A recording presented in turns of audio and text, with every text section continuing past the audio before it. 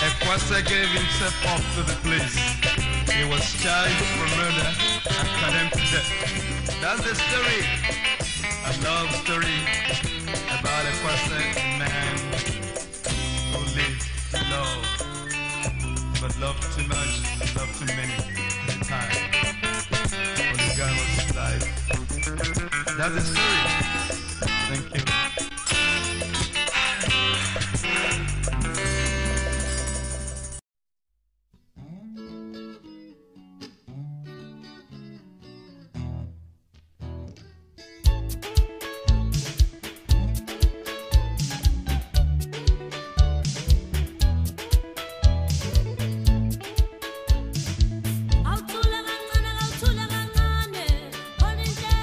Soyo,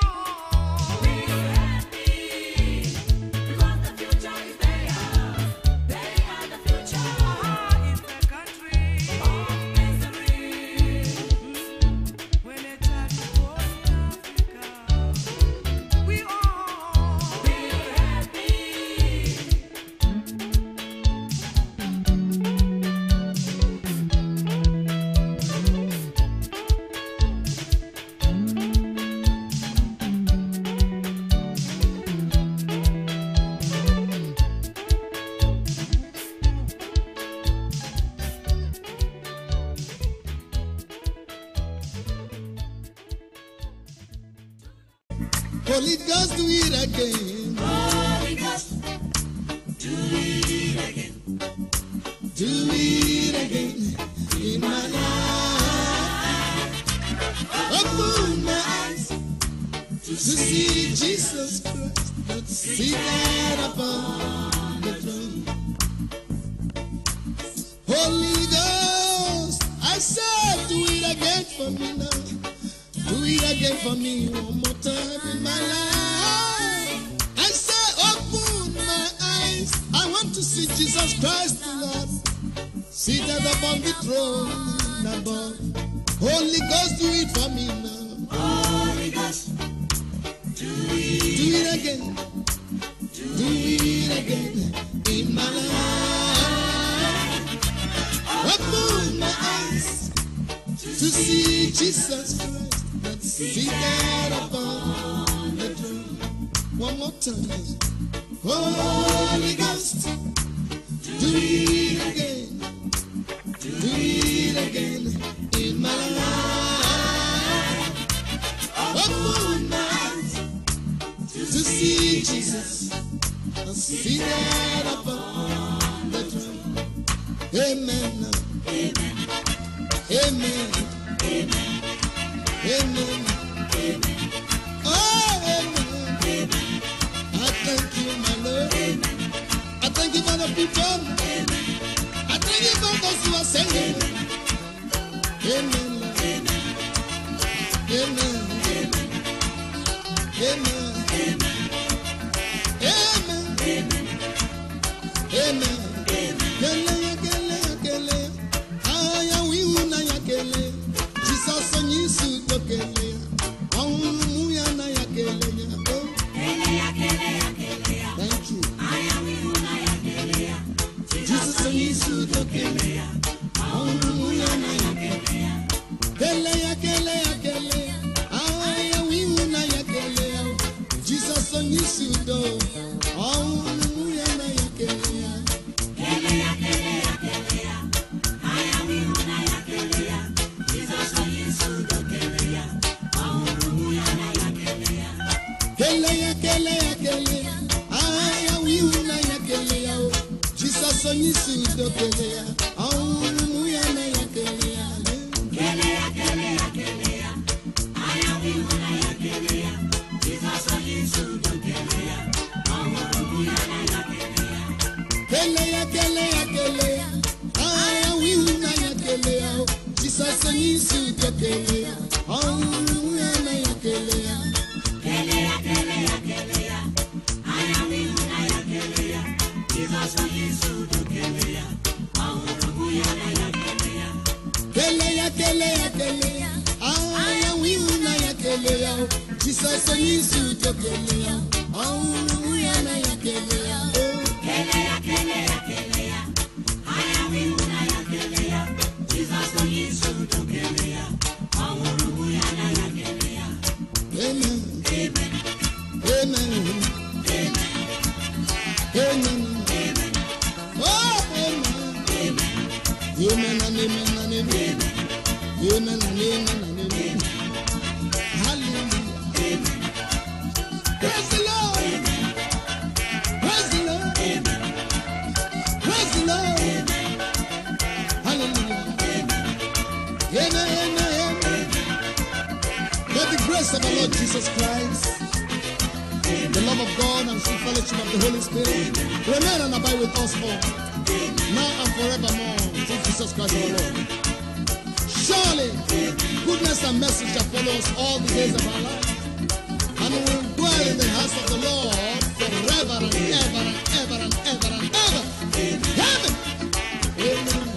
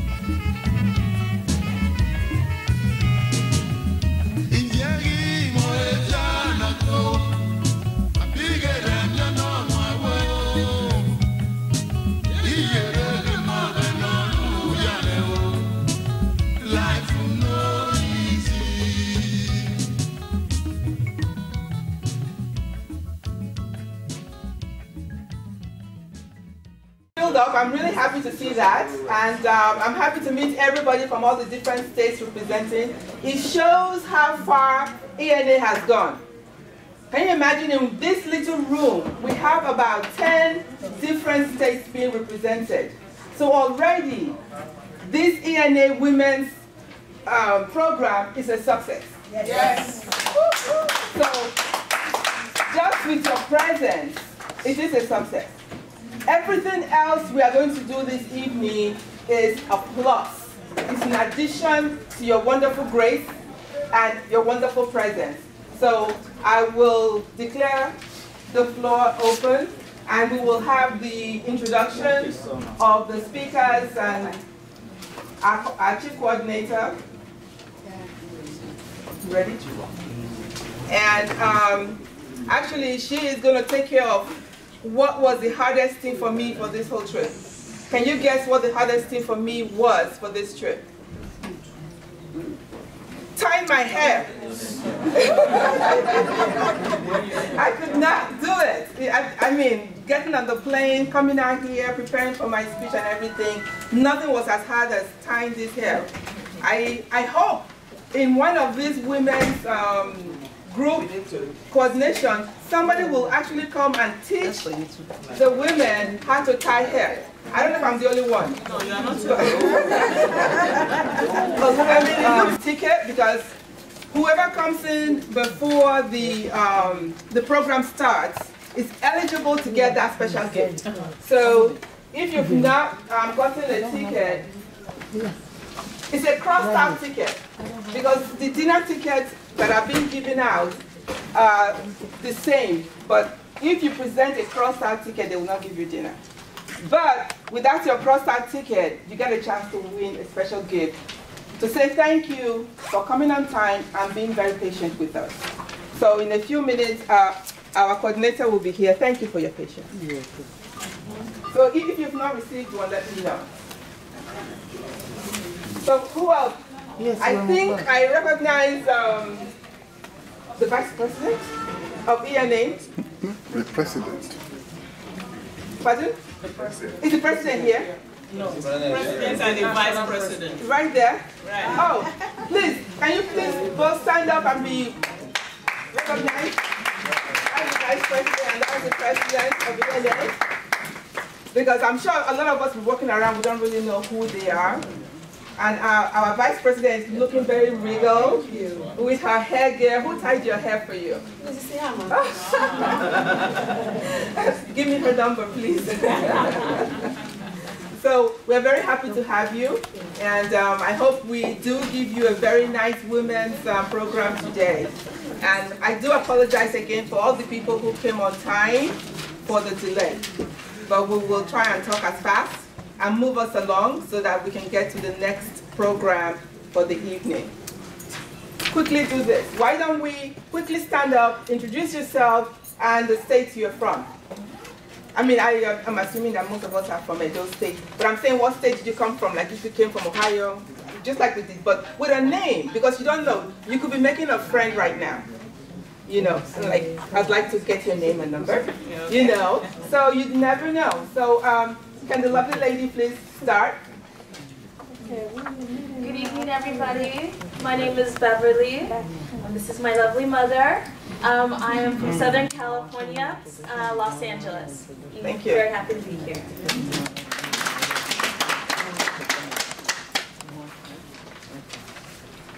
Good evening, ladies and gentlemen.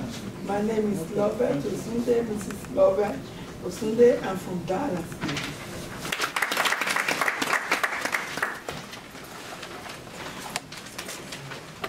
Good evening, ladies and gentlemen. This is Iloanye Weka. I came from Edo State, but I'm here with my sister in Texas.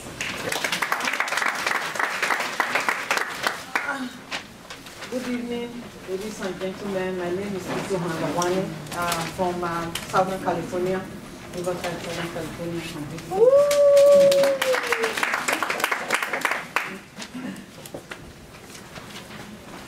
Good evening, ladies and gentlemen. My name is Stella. I'm from Atlanta, Georgia. Hey, that's my namesake. You're welcome. Please continue. Good evening, ladies and gentlemen. My name is Promise King from Oregon State. Good evening, ladies and gentlemen. My name is Franklin Omorona. I'm from Toronto, Canada. Keep saying you're away from Massachusetts. Teotaki from Las Vegas. Did he say excuse me, did he say Las Vegas? That's correct. I wonder if the next ENA is going to be in Las Vegas, and that was really wrong. Please. That was wrong. Okay, please, let's continue. Good evening, ladies and gentlemen. My name is Michael Saro Mahensua from Minnesota. Welcome. Good evening, ladies and gentlemen. My name is Peter Ataku from Minnesota. Michelle Ataku, also from Minnesota. Everybody, Assoc from Minnesota. Everybody precious. So you can come from Dallas.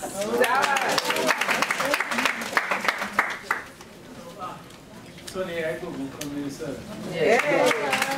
Minnesota is a big group.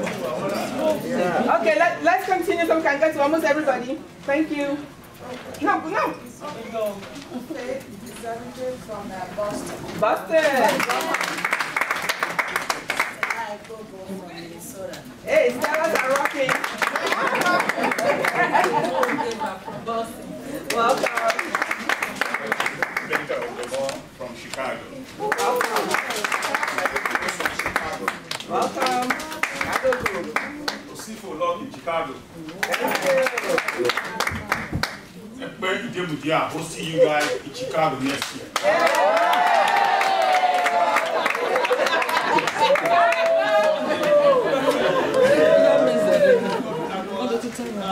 Thank you, Chicago. Okay, you're next. Okay. Good evening, ladies and gentlemen. My name is Mrs. Josephine Omorui. I'm from Edo State.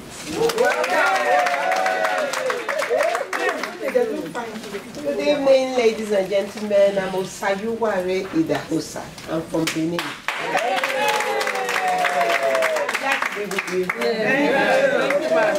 Good evening, everybody. I'm Gladys Agwaze. I'm from Dallas.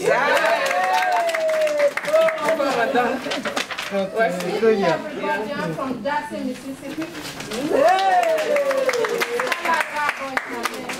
I'm from Edo State. Thank you. Welcome, ma'am. My name is Tierra McLaughlin. I'm visiting with Dr. Okamian, and I'm from Mississippi. Good evening. My name is Margaret Araya, mother-in-law to Teddy.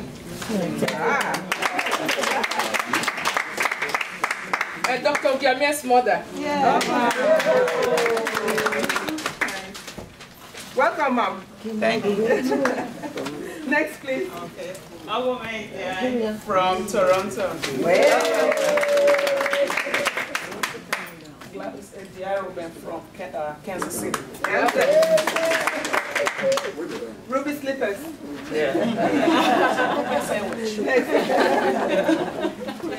Good evening, everyone. Commander Hopi Johnson, Maryland. Hey, I love that. Can you explain that? That's interesting. Yes, I am. Okay, please. What does that mean? Explain it. I'm the commander of the United States Army. Ooh, wow! Wonderful. Please, congratulations. Thanks for representing. Hello, everybody. I'm Odo Dorati from Houston, Texas.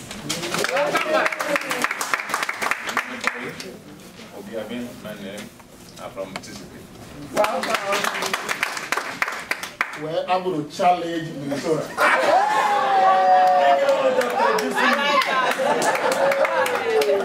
I am Dixon Idusui, President of the Edo Heritage Union of Mississippi. That's my vice president. This is the husband. That is the mother of Mr. This is the future in-law of Dr. Okamian. It's all in the family. Yes, sir. Okay, next. Next. Yay.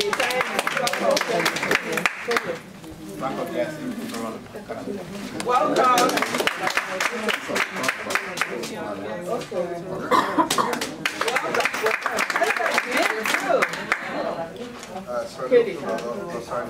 Thank you. Mary from Southern California. Yay! There's one in red language, Southern California. Okay. From Dallas, Texas.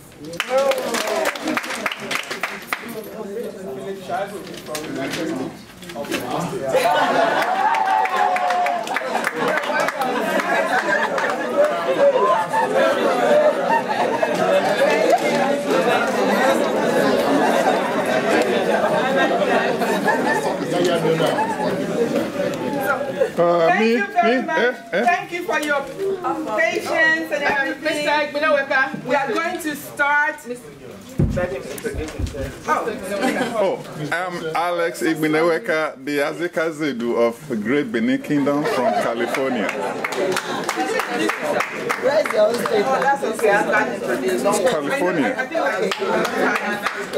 Yes, there are two ladies here. They haven't introduced themselves. Oh, how did you get them? We are going to introduce them. Okay, go ahead. My name is Mrs. Musa Aviva from New York. Welcome. Cynthia Omori gave me your space. And of course, I think we missed our president. Did she introduce herself? No, not yet. Katie Salami, Niogiani, VP, ENAW. Thank you very much. So we are now going to... Oh, my husband didn't introduce himself. Yeah. He has the camera. Please introduce Good evening, yourself. ladies and gentlemen. I'm Edward Thompson from Sacramento, California, the husband to the host, Esther Thompson. The backbone of the president. And we have one more lady here. Yeah, my name is Mrs. Oviasu. I'm the president of Edo Heritage Foundation of Michigan. Oh, okay, There's a gentleman there. We save the best for last, right? Good evening, everyone. I'm Joshua Moruyo Basova from Miami, Florida. Oh, that's great. Thank you. I'm sorry, you want to introduce yourself? My name is Daniel Buebo from Dallas, Texas. So to your DJ for tonight. Great. Thank you very much. So at this point, okay, so I'm going to give the mic to, I'm not sure who's supposed to lead us in prayer. Sir? I don't mind. We're from Mississippi, we do it.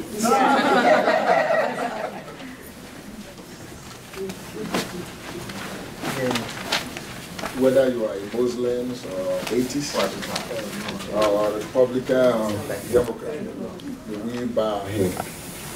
Heavenly Father, we thank you for bringing us together today. Father, we ask for your mercy grace as we celebrate issues that concern not only the Edo women, the women in general. Father, we ask for your blessing and guidance. This and other blessing we ask in your holy name. The way of your name. Amen.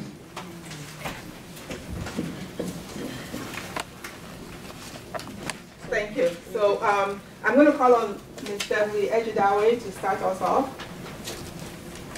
Thank you very much. Good evening, everybody, and welcome to the 5th Annual Women's Conference at Edo National Convention. My name is Beverly Ejidawe, and I would first like to introduce the two moderators for this evening. The first is Engineer Bolse Aviasu. If you could please stand up and please round of applause. Thank you very much. And the second moderator for the evening is Mrs. Adesua Obasahan. If you please stand up. Oh, and with great distinction, I would like to present the ENA Women's Affairs Coordinator, Mrs. Esther Ine Thompson. Just as a note, for the last 5 years, she has worked tirelessly to make the Women's Conference the great success that it is today. So it is my pleasure to greet you this evening. Thank you. Thank you so much. Thank you. Once again, good evening, ladies and gentlemen. Welcome to this beautiful location. We are hoping that you will enjoy this evening and you will support us next year. First of all, we'd like to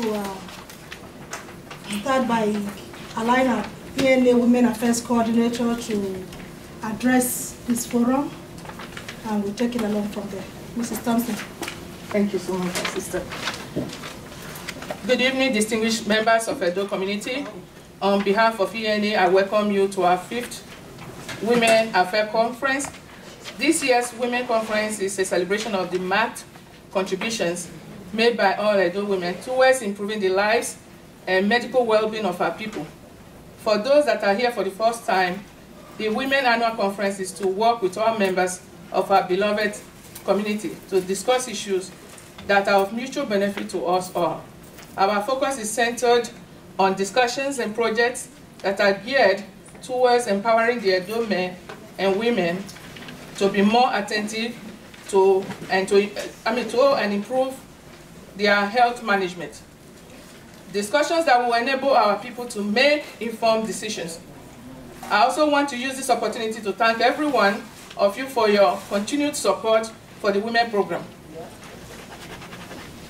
There were those that regularly called in to the conference line for the discussion sections. Those that supported the fundraiser and our brothers and sisters that annually support and fund our project, you are all highly appreciated. I also thank our son and our brother, the owner of EMAX Communication, Mr. Osaremi David, who donated our bags That bag is going to be handed out tonight at the end of the conference. It's going to be given to all the attendees. We encourage you all to patronize e-mass communication, which is one-stop and less expensive service to make calls to our friends and relatives in Nigeria. As stated earlier, this year's annual conference is to help bring our women together to discuss issues that are of mutual benefit to us. Discussions that are empowering the Edo men and women. Discussions that will enable our people to make informed decisions and promptly respond in emergency situations. This year, the women are going to focus on the following topics: promote awareness of adoption of Nigerian children, education of family and friends CPR, emergency medical response, and heart diseases. Our goal on adoption is to promote awareness and provide meaningful information to educate Nigerians about the process and importance of adopting children from Nigeria. Family and friends CPR procedure teaches how we can help to breathe for and maintain the regular heartbeat for an unconscious person to stabilize spontaneous blood circulation and breathing in an unconscious person.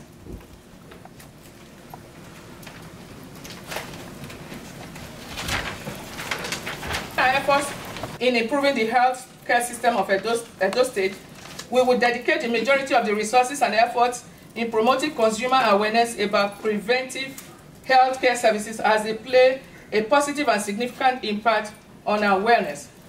Studies have shown individuals with more health knowledge about heart diseases are more likely to use preventive care services.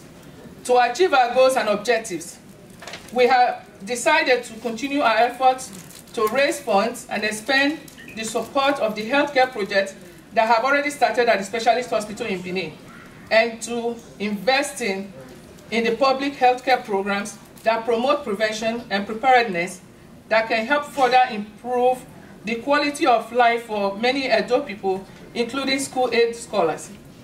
To help reduce healthcare costs, as part of the fundraising this year, we saw the hair tie that some of us are wearing here tonight, which is, we are wearing tonight. I want to use this medium to invite you to join our upcoming ENA medical mission. We have a medical mission coming up towards the end of the year in Benin. Mr. Okundolo, he's the chairman of that mission, so he will be, later I'll be talking to those of you who are here tonight that are interested. If you want to talk to Mr. Okundolo, if you will please stand up and be recognized. So he's the chairman for the medical mission. I'm also the coordinator for the medical mission, so we are working hand in hand, and I have some other sisters and volunteers. So if you are interested in joining us for the medical mission, please see Mr. Okundolo, myself, Kedi Salami is also involved, and some other people. So I want to use this medium to thank everyone, all the women, for working really hard throughout the year to make this program today, a success. I thank everyone.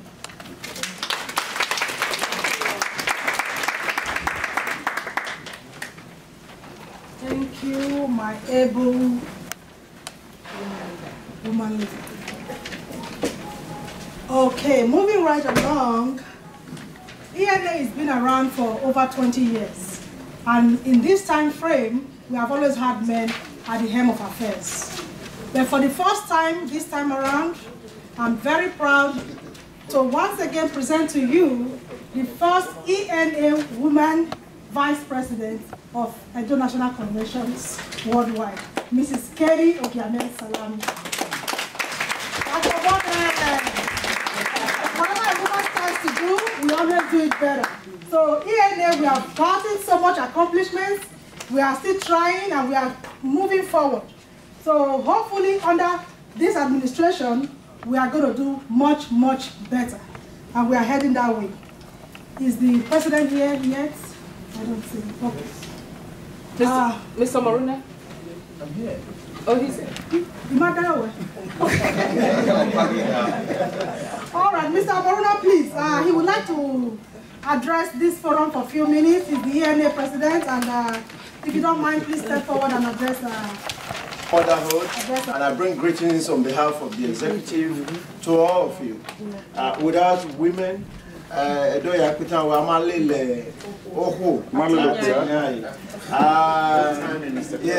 thank you. I respect the involvement of our women. In 2006, way back when I was chairman of the council president, we did have a constitutional review committee. And one of the new features in the constitution, which was never there before, was the position of the women leader. And the first woman leader, who is not here, I saw the husband, Mrs. Eribu, was first elected, and she started a good job. And I want to especially thank Mrs. Esther Thompson for taking it to another level. May God continue to bless you. And for all those who have been supporting her and carrying out the responsibility, I'd like to say God's blessings to you and your household. And to the men who have allowed their women to be meeting. Sometimes it is the women that allow us to go on to meetings and meetings and meetings. Now you guys are having your own meeting. In fact, there's competition in my household for who goes to meeting more than this thing. So, but suffice it to say that you are a group of women that is specially been endowed. There's a lot of women that show up at the convention. There are a few who are committed and dedicated to the cause of carrying out programs and activities that actually benefit our people.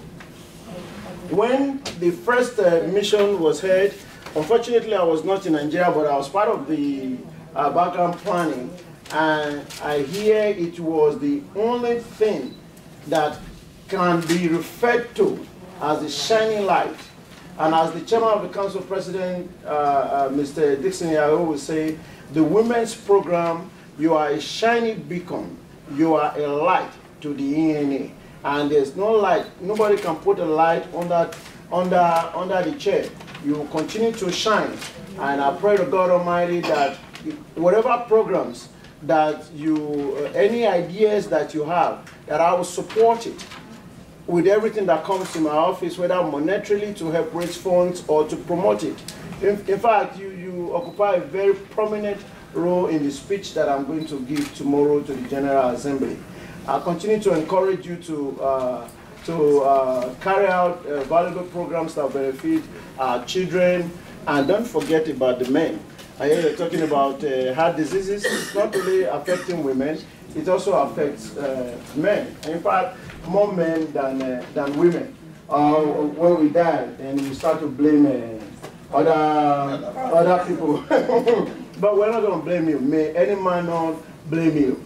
You have done your part in caring for us and caring for our kids, and you are now caring for the state. Some of the programs that we have instituted in terms of what we are going to do in Edo State, the women is playing a very important role. When I called into one of your teleconferences, I had further discussions and phone calls with other women in the committee, and they were very much interested in the medical mission and other missions that we might embark upon. And I'm glad that Mrs. Esther Thompson introduced that program here today. So we started to sell it. We are going to Benin. We are going to other parts of Edo State to carry out medical mission, but we're starting in Benin City in December 2013, and we're hoping that those of you who are nurses, who are doctors, I've spoken to some of the doctors who are female here, the doctors, physiotherapies, massage therapies, wherever you are, nurse educators, if you are going to be in Benin in December, you can volunteer to be part of the mission for a day, for 2 days, or for the entire period of the mission. But for all that you are doing, I'd like to say you're welcome, and I'm ably represented by the vice president in this committee or in the organization, and I know that everything that you say or that needs my blessing, she's in an equal position to approve any money or any support. If she agrees to it, I will not say no. So may God bless you. I wish you all fruitful deliberations, and I'll sit back and listen to some of the presentation. But if you don't see me, I am representing you in another meeting. May God bless you. Thank you. Thank you, sir. Okay. As we all know, e-mass communications has played a very, very vital role in most of our lives. Because e-mass came to be a part of ENA in 2010 in Miami, Florida. Prior to that time,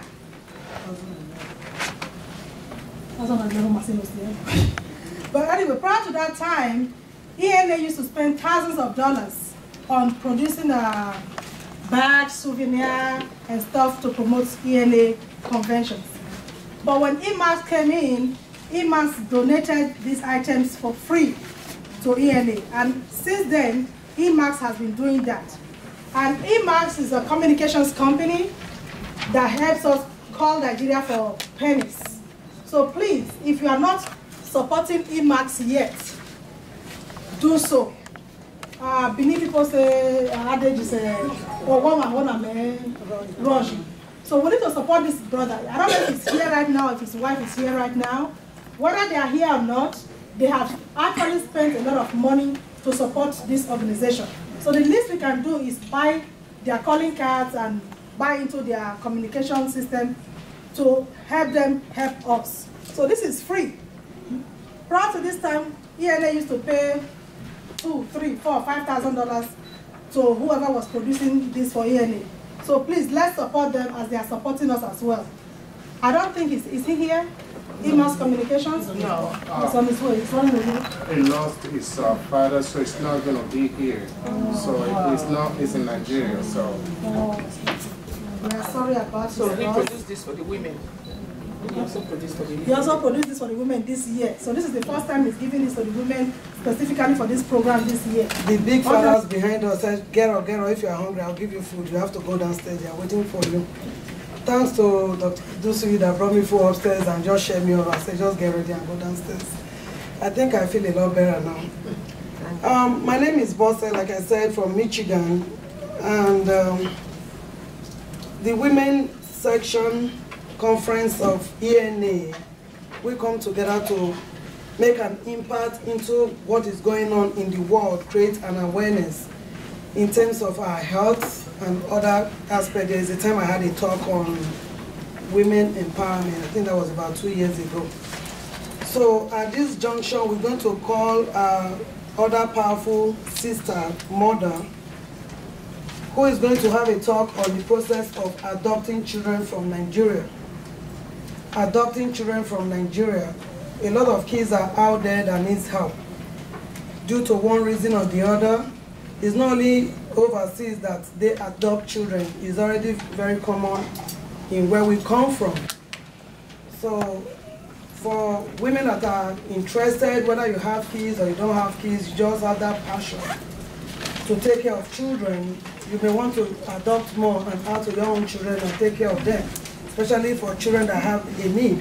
So at this time, we're going to call our sister, Mrs. Stella Ejadawe, to give us a talk on the process of adopting children from Nigeria. Can we give her a hand of applause?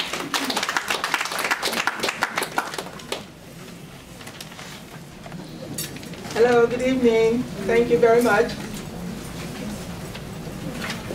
I am Stella Isa Ejadawe from Auchi in Edo State. Ogbo.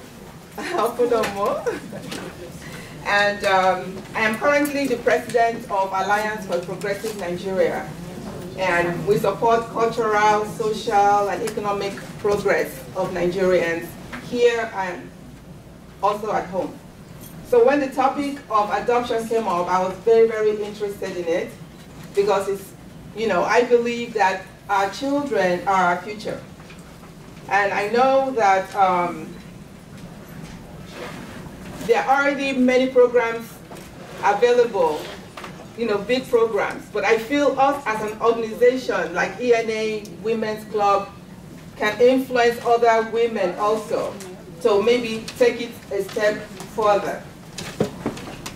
Adoption is not something that's very normal. Let me put it as normal for us Africans, because we take care of our own. Every child almost has a place to go to. So the idea of adopting a child is almost unheard of, because you take care of your sister's children anyway. But adoption in the sense of legally absorbing a child is different. This has to do with the law. It gives that child rights. And that is something that we Nigerians or Africans are not very familiar with. We are willing to take in a child, but we're not always willing to give the child full legal rights, like right of inheritance, or, there are different things you have to deal with when you actually adopt a child fully. So, but I'm here to bring it to you as a topic and see if I can change someone's mind to take that step. Because we here have a special opportunity, which is our citizenship. If you're in America, to adopt a child, you have to be a citizen. That's number one. So it's not for everybody. For you to be able to adopt, you have to be a citizen. But at the end of the adoption, you also give that child citizenship. So you will both have dual citizenship. So the process for adoption, I'm not going to go into all the legal maneuvers, because you need to get a lawyer. That's the best advice I can give you. Starting from here in America, you need to get a lawyer, because you have to file papers here for that child. So the first step you take when you are trying to adopt a child is to go file papers here in America, letting them know that you want to adopt a child. Then they have to approve you to adopt that child, which means they have to find out and make sure that you are a citizen of the US and you are able and capable of maintaining a child or adopting a child. They do have their rules, like age. You have to be 25. If you are married, husband and wife have to be involved in the adoption, things like that. So this you do before you actually go to Nigeria to adopt a child. In I think it was 1998, they had a convention, the Hague Convention. I think it's called the Hague Adoption Convention. That's when different countries came together to try and make standard rules for adoption. Because I'm sure we can think of some reasons why adoption may become muddy. Because we are talking of children, and we're talking of a stranger coming to take that child and take the child away behind closed doors. So rules had to be set. One, to prevent things like child trafficking. Because people can come and say, oh yes, I love this child, I want to take the child, but they have other ideas of what they want to do with the child. And so different countries came together with rules that, okay, if we're going to do inter-country adoption, these are the rules we're going to follow. Unfortunately, Nigeria is not part of those countries. So you have them non-convention countries. So Nigeria is a non-convention country. So which means that after you follow the rules of the US, you have to come to Nigeria and follow the rules of adoption in Nigeria. And the rules of adoption in Nigeria, they vary from state to state. Most of the rules are governed by the magistrate's court in the state where the child lives. So Nigeria has its own rules, and some of them actually, during my research, I like them, because in Nigeria, a man cannot adopt a girl child, because that is thinking ahead. Because any man can come and say, yes, I want to adopt this 12-year-old girl, and we don't know what happens, to that child. So this rule is not in the American system, because American is going with trust. But in the Nigerian rules, you find where a man cannot adopt a female child. And you also find age limits, where you have to be at least 25, and you have to be 21 years older than the child you are adopting, so that you don't have a 25-year-old wanting to adopt a 17-year-old or something, So, so the rules are different, and you have to investigate.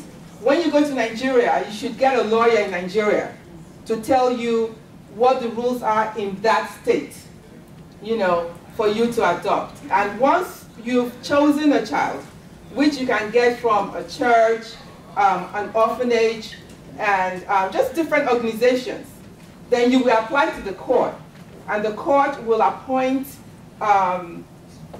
like a counselor that will watch this child. You and the child interact. You have to foster the child, which means you have to live with the child, which I feel is maybe one of the big obstacles with people living here going to adopt at home, because they require that you live with the child. And I think a minimum of 6 months, some states 1 year, where you have to physically live with the child, and they have to come and investigate and take a look at you and see if you and the child are compatible. Okay, then they will now approve it, and once they've approved it, you will now have to get a birth certificate for that child with a new name as your child. And because you've already started the program from America, once your adoption is complete in Nigeria, the child, when they come to America, will become a citizen. But another little obstacle is that the American embassy, they have a problem with Nigerians, and there's a lot of fraud. So they do their own investigation, and they make sure everything is notarized, they check everything. They do not recommend any organization. So you can't say, oh, this is the organization the American embassy will recommend. No. You choose who you want to choose, you choose your lawyer, you choose your community program. They will investigate, and they will investigate in Nigeria. And that by itself can take up to 6 months.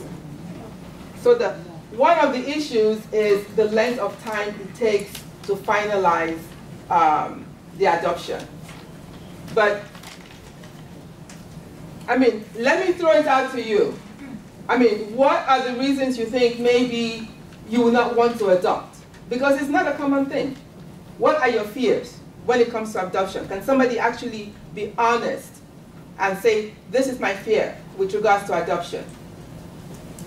Biological parents might want to chat back. Okay, good point. One of the conditions, because Nigeria is not part of the convention program, you have to meet the definition of orphan. So the child you're going to adopt from Nigeria, it has to be an orphan, not your relation. And that's one of the things that they investigate, because there was a lot of fraudulent adoptions when the child actually has parents and they have able parents, and you're just trying to maybe help your little niece or nephew. So that is not an orphan. They have a definition of an orphan. So in this adoption process, we are assuming the child is an orphan. So does it mean you cannot adopt relations children? Yes, you can. Say you have, like you said, niece or nephew, and you chose to adopt their child. You can't do that. You have to give them the rights. Well, you have to prove that they are orphans. They specifically said orphan in the definition of the American law, not orphan as you define it, not orphan because their mother and father are dead. You know, so I mean, it's not the first thing. You see, being Africans, when we think of adoption, we are thinking of family already. You see, so, I mean, you can take care of your brothers and sisters, but they want adoption to be with regards to a real orphan, a real child in need, a child that cannot survive any other way. So are we willing, or do we have the heart to do that? So decide this child from Kano, you know, I mean, just like, look at today, you have Sandra Bullock with a black baby, you have Angelina Jolie with a black baby, and they like black babies, I don't know why, but you hardly find black people adopting black people, or adopting at all. So what are our fears? One, do we have access to their medical history or family medical history? For example, if they have history of mental illness in the family, do we have opportunity, do we have access to that information? Okay. Her question is, do we have access to their medical history? You see, we have to realize, I mean, there will be some information, but the information will be limited. Because when these children are picked up as orphans, you will not have all the information.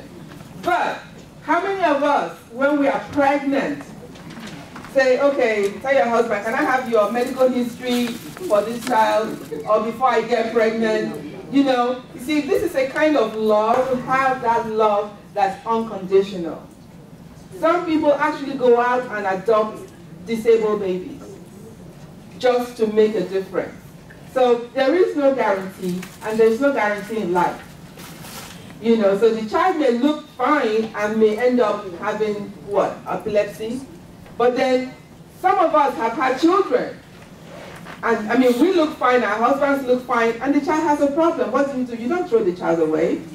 You know, so we have to start growing that kind of heart where it's unconditional love. It's not an easy thing, adoption, but if you do have the heart for it, you know, we cannot look at it as, let's get somebody who we can send on errands, you know, or somebody that you can tell, sweep the floor, or bring me my water, what is wrong with you? A second house girl, you know. I mean, this is going to be a child that's going to have the same right as your own child, if you have children, who will have the right of inheritance. That's a fear. And it's not just the fear of the parents adopting, but the fear of the children of the parents. Because if, for instance, like myself, I'd love to adopt, and maybe one of these conventions I'll bring my baby, but I have grown children.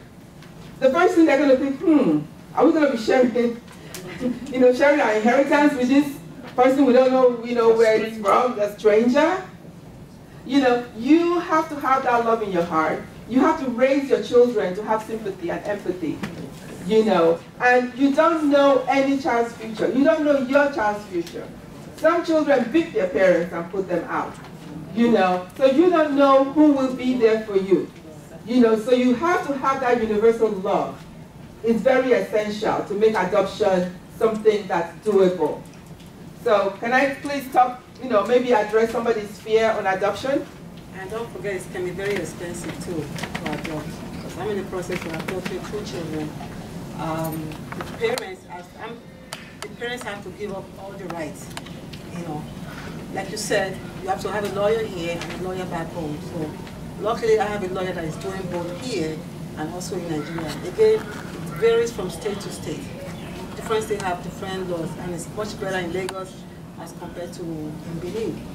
But it can cost you anywhere from $5,000 to $10,000, depending on what you're willing to spend. It can be very expensive. So people need to keep that in mind that, you know, for you to adopt, you have to have some money. So we're talking of the expense, and but adopting a child is an investment that you don't know what the outcome is. Oh, I'm sorry. Oh, you didn't hear what she said? Oh, no, I'm sorry. She said that it wasn't a question, it was a comment. She said that adoption can be very expensive. That in Nigeria it can cost from $5,000 to $10,000 to adopt a child. So yes, it can be expensive, you know, but it's something you want. We know what we spend money on. A nice car can be expensive. So if this is something you want in your life, it's an investment worth taking. Actually, that's just the beginning of the expense. You know, from having children, you know, it never ends. I mean, they will end up going to college. So, yes, sir. I wanted to just follow up on her concern. Yes. I want to say that if you do file a tax return here, those adoption expenses can be right off your tax return. Oh, fantastic. So it's really an incentive, for you to really spend the money and also get right off your tax return. So, I mean, though it's expensive, but again, if you look at the flip side of it in your tax obligation to the United States of America, you can get some advantage out of the expense that you pay. Yes. So, I don't know if you all heard the gentleman. He says, if you live here, the expenses can be a write-off. And of course, every year you file your taxes, your family is bigger. So you're going to have more write-off. The adoption cost itself. The adoption cost itself. Yeah, it's a write-off. It's a write-off. In addition to your continual write-off of deduction for the child. For the child. So, and like I said, the investment in a child, you cannot estimate. Even in your own child, you cannot estimate the rewards from that investment. And I think it's an investment worth taking. Sir. Okay, my question here is on the fears. Can you hear him? Okay, my question is on the fear of adoption. Now, like you said, the system here sort of check out every details about adoption. It could be a genuine adoption, but at the same time, the process of bringing a child here be denied. Can you share light on the appeal process, when that happens? He's talking about the adoption being denied. First of all, use a lawyer who understands the laws. And, some people may start from the back, like going to Nigeria to look for a child, and then try to bring the child here. It's advisable to start from here. First, they determine that you are eligible to adopt. Once that is done, you let them know this is what you are going to do. I think you file the I-600, the form you fill and file. And then you file the I-604, which is like to start the paperwork for the child when you do find the child. So if that has been approved here, you've passed one hurdle. Then in Nigeria, when you do find the child, like I said, the child has to meet their definition of orphan. So like the lady was saying that they're trying to get somebody to sign off, that's already a clue, it's a problem. That is not an orphan. If you are looking for who's going to sign up on the child, it's not an orphan. That is a process that the American Embassy does not tolerate or encourage. They want real orphans, not just a system of bringing in your relatives. So the best thing is to make sure you follow their definitions of how the process is going to be. So you cannot really appeal your way out of it. And from my research, they said it's not your definition of orphan. Your lawyer needs to look up their definition of orphan. Sir. But I hear you said that a man cannot adopt women. Female.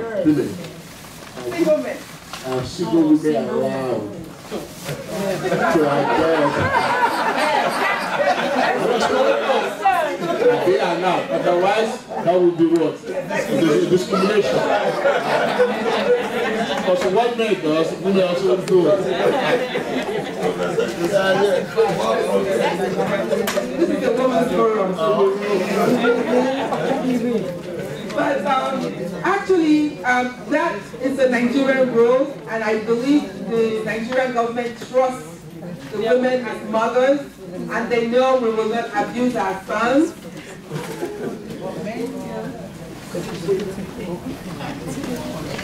Okay, who will take one or two more fears that we can address? I'll take this to the back. Actually, mine is not here. And it's just to emphasize what you've been saying. The adoption process has to be a commitment. And I started an organization called I Am Happy Project in 2009 that is in 62 cities in 18 countries. And one of we go to orphanage home.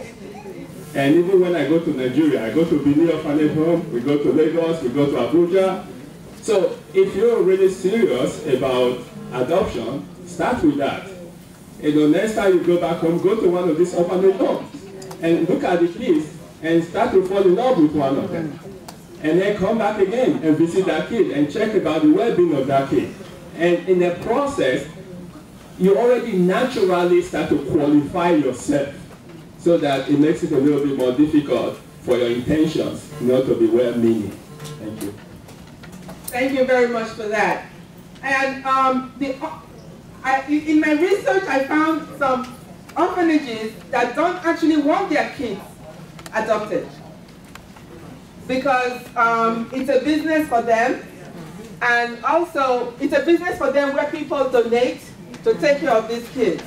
And some of them claim that they are protecting the kids because they are afraid some people will come and take them for ritual reasons, you know, to sacrifice them or to abuse them or to traffic them. So some would rather take care of the kids in that institution. And but you are right. We need to be able to relate with these kids, know them, understand them, love them. Let me read you what the Hague Convention says regarding adoption. Why adoption? The child, for the full and harmonious development of his or her personality, should grow up in a family environment, in an atmosphere of happiness, love, and understanding. Inter-country adoption may offer the advantage of a permanent family to a child for whom a suitable family cannot be found in his or her own state of origin. You see, these are all the wishes for that child. It's not always found in the institution. It's something that comes from your heart. It's from you to the child. So if it's something you can do, consider it, investigate it, ask questions, open your heart. If it's just one person, I challenge you all. If somebody can maybe attend the next convention and tell me my child is on the way, or here is my new child, a child I'm giving opportunity, that would have never happened, then you have made such a difference. Thank you very much.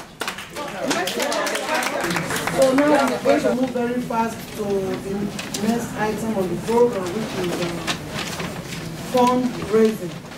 This hospital in Benin, we want to buy 100 beds for the maternity ward, because when we went to Nigeria in 2010 convention, we went there for some project, healthcare awareness, blood pressure, we took a lot of things there. We noticed that the bed they sleep on is almost basically just on ordinary spring. So we came up with buying 100 mattresses, pillowcase, bed sheets to the hospital in Nigeria. So we started this fundraising last year. We did not accomplish our goal. We haven't made it yet. So we are continuing with fundraising. Is a continuous process. We continue to talk about it until we're able to accomplish what we want to do. So at this time, I'm going to call Mrs. Udwebo, who is going to go through the process of fundraising. As the Lord touch your heart, just know that whatever you are sowing a seed into the life of somebody else. Okay, so Mrs. Udwebo, please. Round of applause for her. Okay, very quickly before our honorable lady takes the floor, we have these gift bags right here, and to support the fundraising, anybody who donates $100 or more gets this gift bag. It's got things inside you really like and appreciate. And this is in addition to the bags that are already going to be given to you. So $100 or more will hand you a gift bag. Please support the fundraising. Thank you very much, everybody. I think we'd like to start with volunteering first. I'm not a pastor, but they do this. Let's see who can give us $100 per person. Can we start from there? And then we'll go. Thank you very much.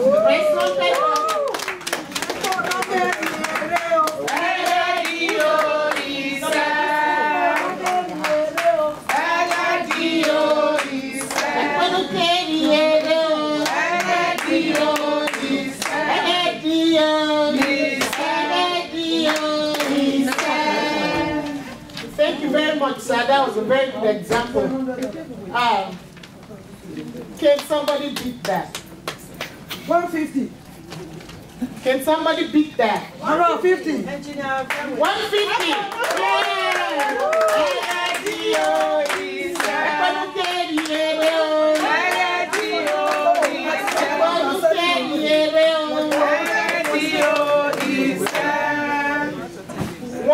We're moving forward. 200. Woohoo! 200. But the gentleman on the green just raised his hand up. 200. Well, anything less than 200 is fine, but we want to keep moving forward. If you have 200, it's fine, or less than 200. Please. Now, don't make me go there, because I've noticed, I've been in a lot of situations when you are in a place where there are other tribes, Igbos and Yorubas. The last time I was at a Shekiri convention, just standing there, they were able to raise $70,000. Come on, Bini people, we can do better. More money, please. 200, okay, wait a minute. I about $50. Thank you very much. Wow.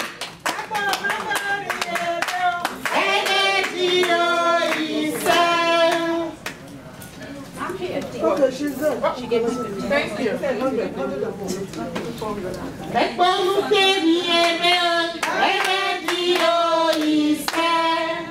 Now, you don't. Yes, 100. Thank you very much, sir. Oh, you are very much appreciated. $100. $100. Please, a round of applause for that. The name. Thank you very much.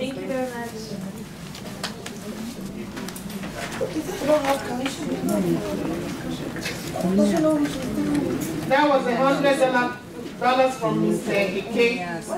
Thank you very much.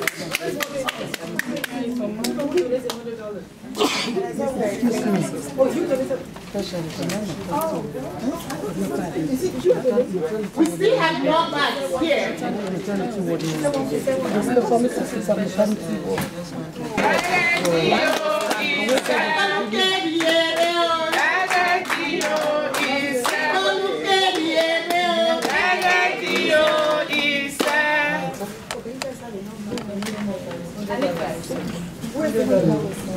Right here. Thank you very much. That's $100 from $200 from Mrs. Grace Iyari. $100.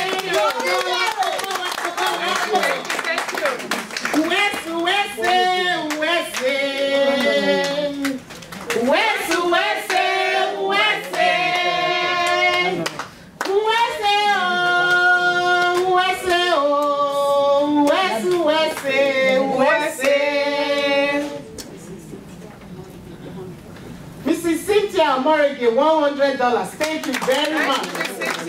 Now you all should remember that these beds are expensive, and it's we're paying in naira, not in dollars. So more money, please.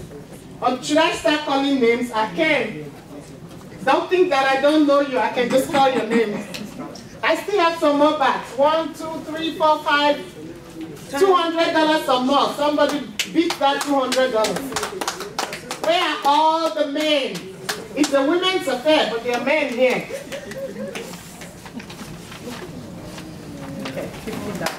$50 from Mrs. Amari. A round of applause for her. Thank you. Wesley. Some more, please. Just with a show of hands. Just a show of hands. I will come to you. I don't mind.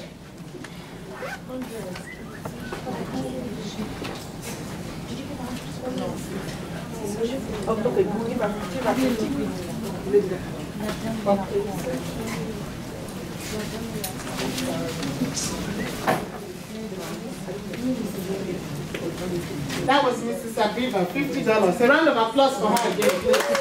Thank you. Wesley. See, I would have said if anybody can spell Wesley, I would donate $50, but I don't have to do. R-E-S-E. I did say if anybody can spell, I said I would have said. Now, if you can read ABCD from Z to A, then I will. Z to A,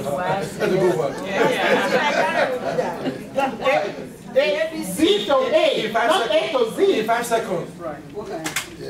In Benin too. Okay. Well, able lady vice president, you got it done. You can handle that. Come on, ladies and gentlemen, we still have a lot of bags.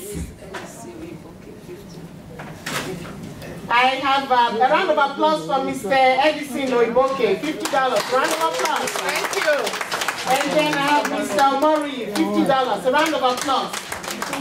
Wawese, oh, Wawese, Wawese.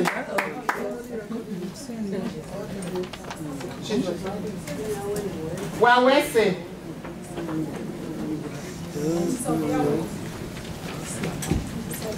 A round of applause for Mrs. Sofiawe, $50.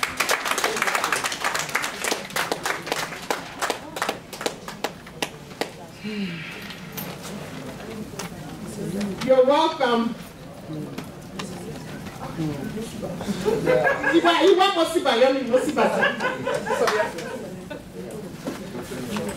Dr. Mrs. Siaman, $200. Wow.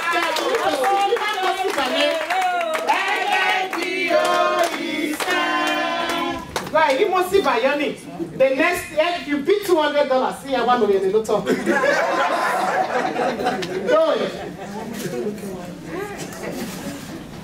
Come on, people, I'm still waiting. Thank you, Mr. Emma. That's a good one. Who can beat that? You know, in Benin, they also say, hey, Emma, we don't remain stagnant. It's always.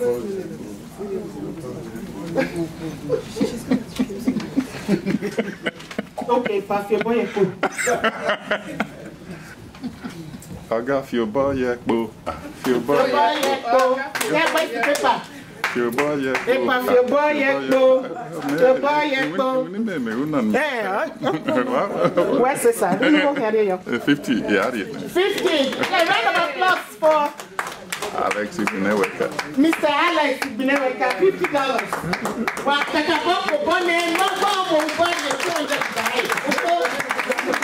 Where's the side? I want to watch your boy and go. Madam, don't leave. How much are you donating? I can see everybody. I will start calling names if you're not careful. So come on. Some money, please. So for those of you still considering how much you're going to give us in naira, dollar, pounds. No naira, yes. Dollar. This morning, so you have the time now to think about it or run to the ATM and get the money. We'll come back to fundraising. So right now, we are moving along because time is against us. And at this moment, we are going to call Mrs. Ogiame to lecture us on heart diseases. time is fast spent, so we need you to please pay attention and listen to she's Dr. I'm sorry. Dr. Mrs. Obiame, I apologize. You earned it. You are Dr. Mrs. You earned it. Good evening, ladies and gentlemen. Don't forget, that's my able vice president. And in addition to that, she has a clinic. She has a clinic that caters to people who cannot even afford to pay.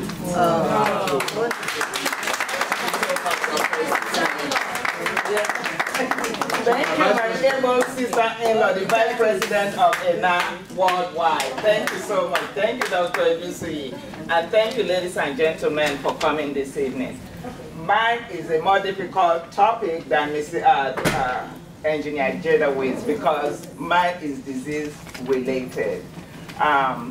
We're going to talk about heart disease, but I'm going to focus more on heart disease in women, and I'll tell you why.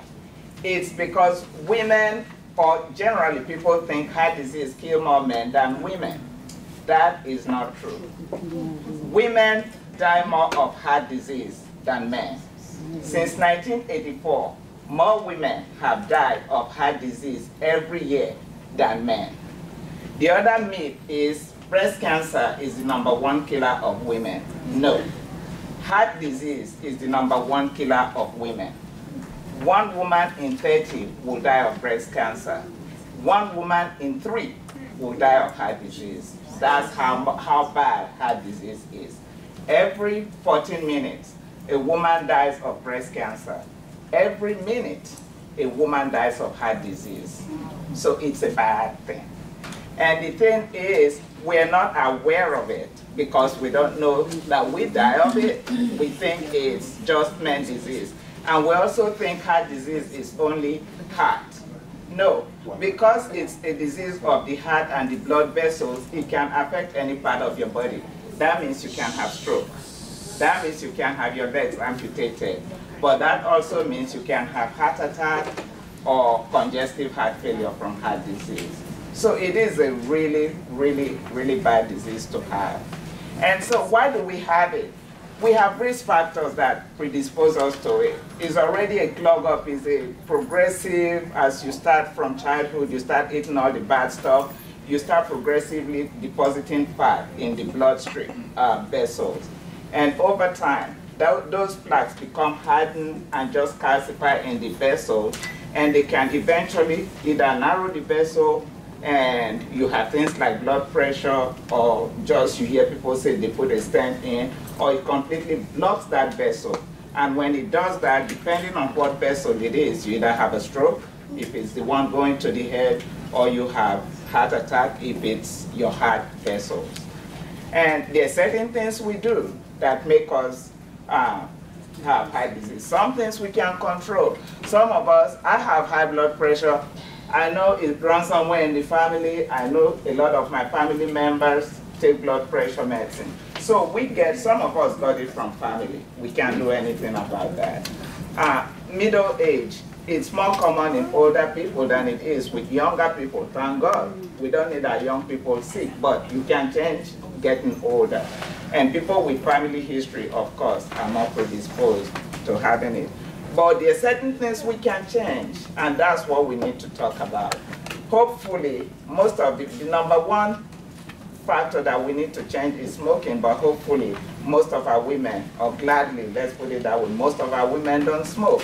So I'm not going to go into that. I will go into all the other stuff. The first one is sitting down doing nothing. We're all like Garfield. We all wake up, including me, don't feel bad. I wake up in the morning going, okay, you really need to exercise. That's what my brain says. My body says, for what? Why would you want to do that? So you wake up, you don't want to exercise, but you really do need to exercise because your life depends on it. It helps you lose weight. It helps you build muscles, but the heart is a muscle, so it doesn't build just your outside muscle, it builds your inside muscle, so we need to exercise. The other thing is alcohol. If you drink too little alcohol or just a little bit of alcohol, it opens up your blood vessels. If you drink too much alcohol, it closes your blood vessels. And we don't know where the balance is. Is it 1 or 2? Right now, women can have 1 drink a day if you do drink, and men can have 2 drinks. Anything outside of that is too much, and it increases. Not only does it increase your waist size, but it increases the risk of developing heart disease. The other one is weight. You know, we all carry weight.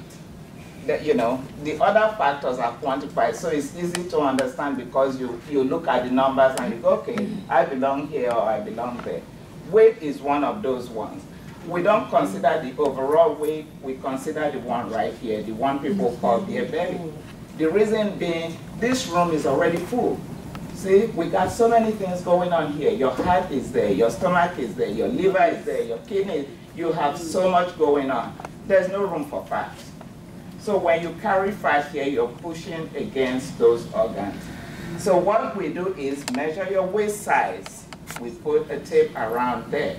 For most people, it's around the navel. For women, if your waist size is 35 and below, you're good. If your waist size is 35 and above, when you put that tape, you're carrying too much weight. We need to bring that down. For men, that number is 40. For men, that number is 40. You know, if you put a tape around your waist, it's 40 and above, you're carrying too much weight. The second thing we all need to talk about is high blood pressure. High blood pressure is a black disease. Yes, some white people get it, but it's mostly a black disease. And blood pressure is measured with 2 numbers, as you all know. There's a top number and a bottom number.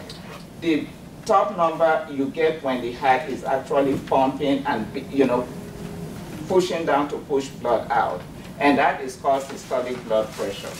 The bottom number is the diastolic blood pressure when the heart is between 2 beats and is sitting there, is doing nothing at all. So there shouldn't be any pressure to that. You know, there shouldn't be any pressure. The normal, the optimal that we want that number to be is 120/80. 120 to 139 over 80 to 89 is pre-hypertensive. You're already getting slowly into trouble. Anything above 140 and anything at the bottom number that is above 90 is hypertension. We now have a problem, and that needs to be dealt with. Cholesterol is the other factor. If you have high blood pressure, chances are you have cholesterol issues. Cholesterol is good. It does certain things. It helps with the brain, it helps with the nerves. Too much of anything, however, is bad. Too much cholesterol is bad. And most of us really don't know what our cholesterol is because we don't go to doctors. There are 4 numbers you need to know. There's the total cholesterol.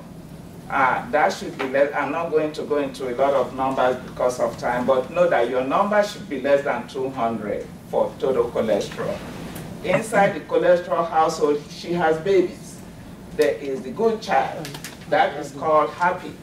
Happy, delightful, likable, HDL. We want that number high. Happy is a good one. So we want happy to be 40 and above. Anything below 40 is bad.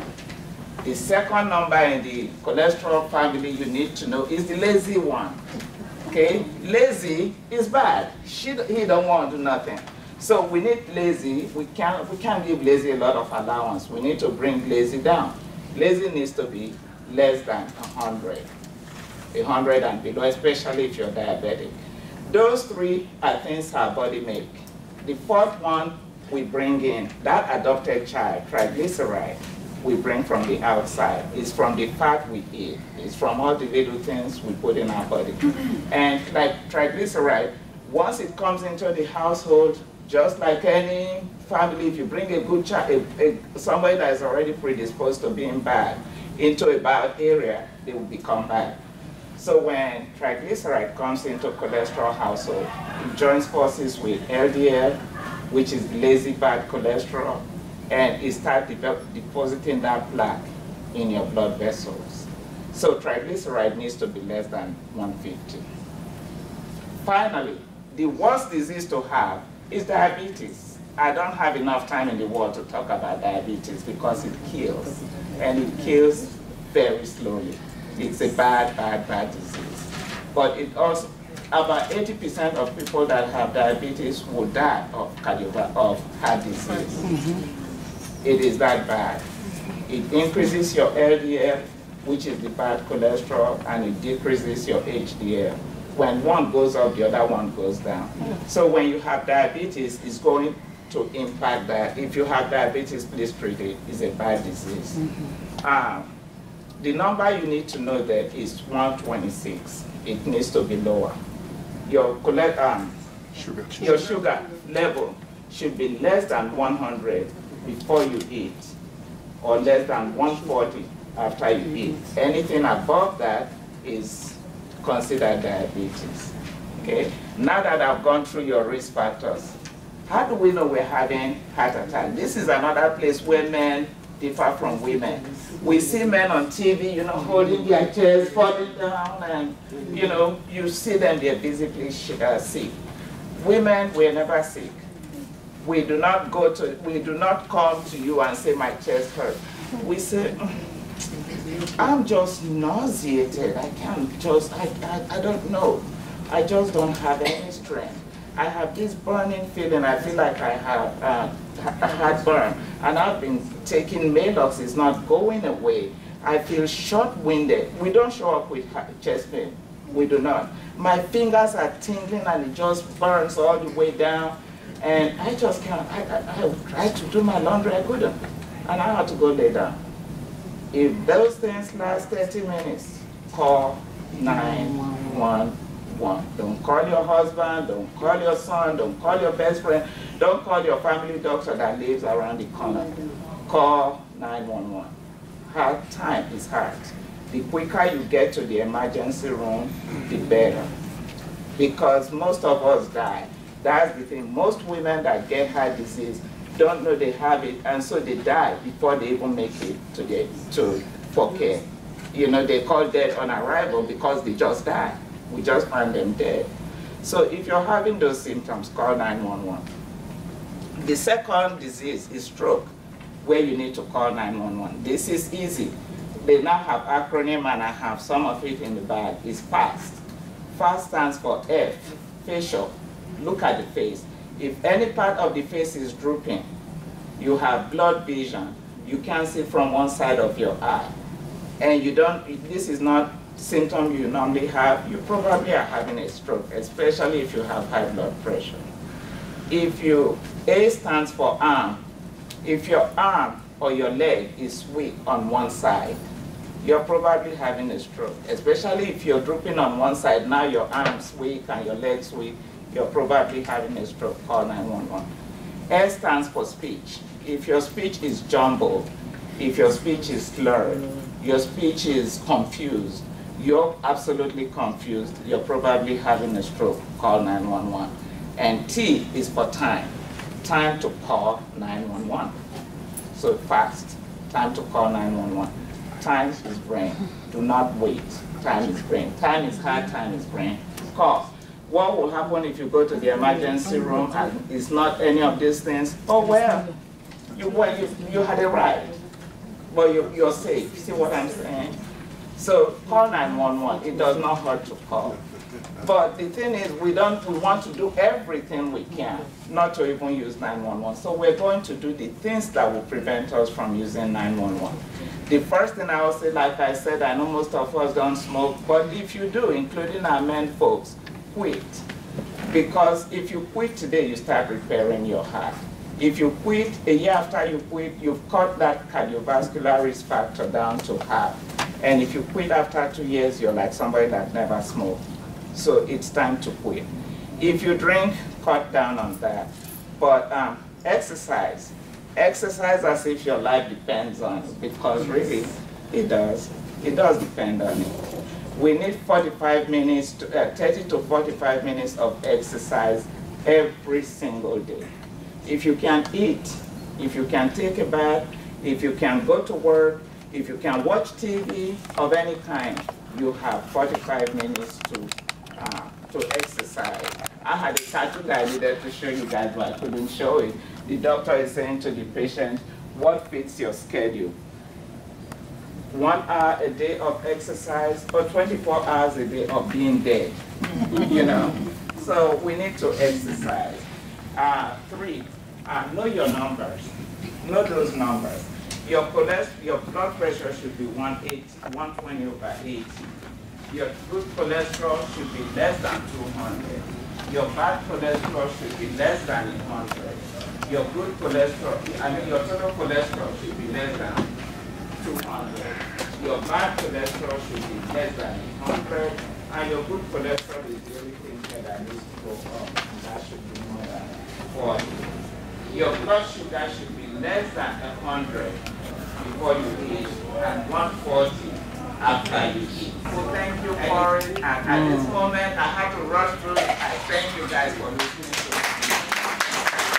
I want to thank you for the good comment. I would have suggested that we make this presentation to the general public, general convention. Because it shouldn't be a women affair.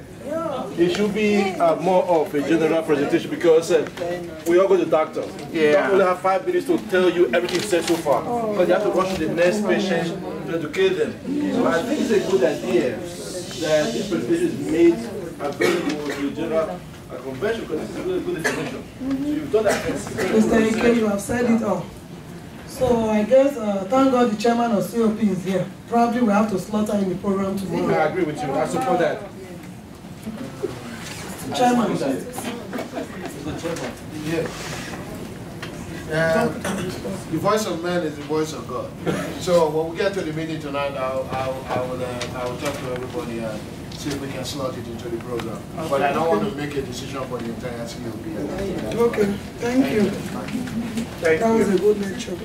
Hand of applause for her, please.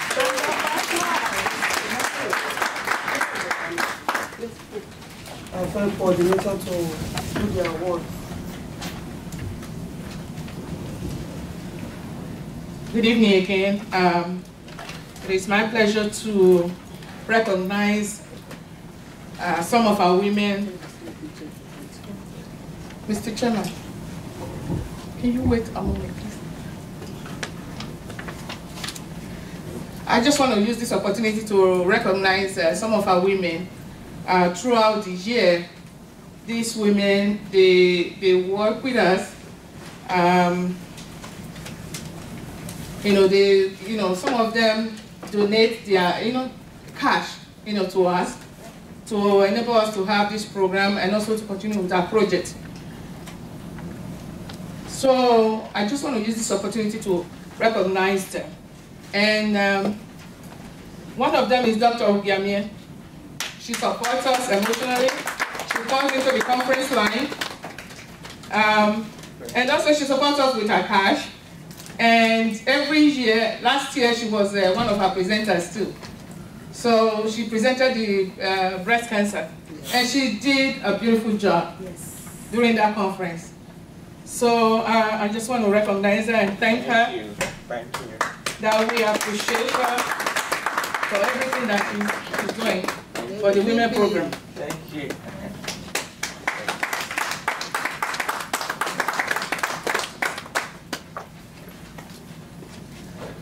I also want to recognize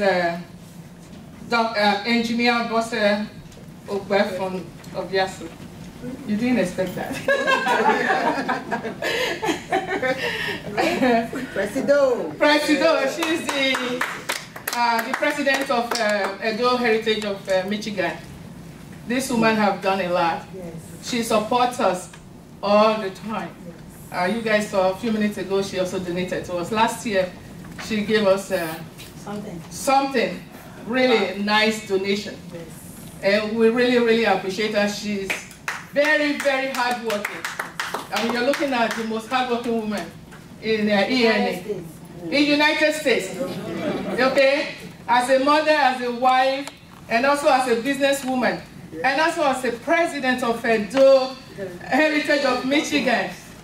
Recently, they bought a home, and it's because of her. So I want to recognize you, my sister, and I appreciate you, and I thank you so much for everything. Thank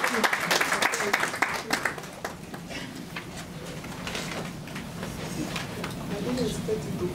Yeah.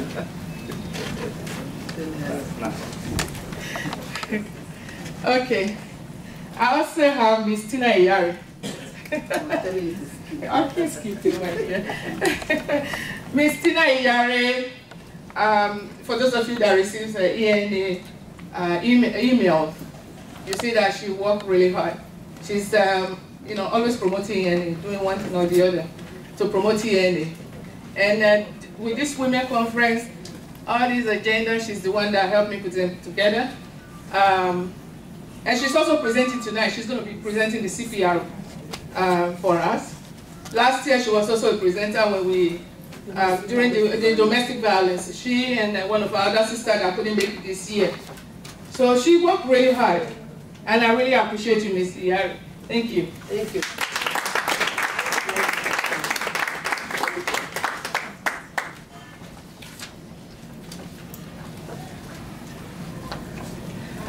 Okay. This our sister here, Miss Adesua Obasoha.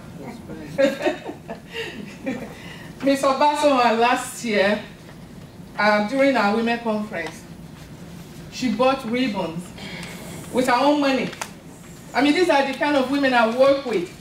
They donate their time, they donate their money, anything they can do to support me, they do it. And without these women, I don't think today I will be able to do this. And I appreciate Ms. Obasoha. She's all, you know, she comes with her ideas, and they are good ideas. So, my sister, I want to thank you. Thank you so.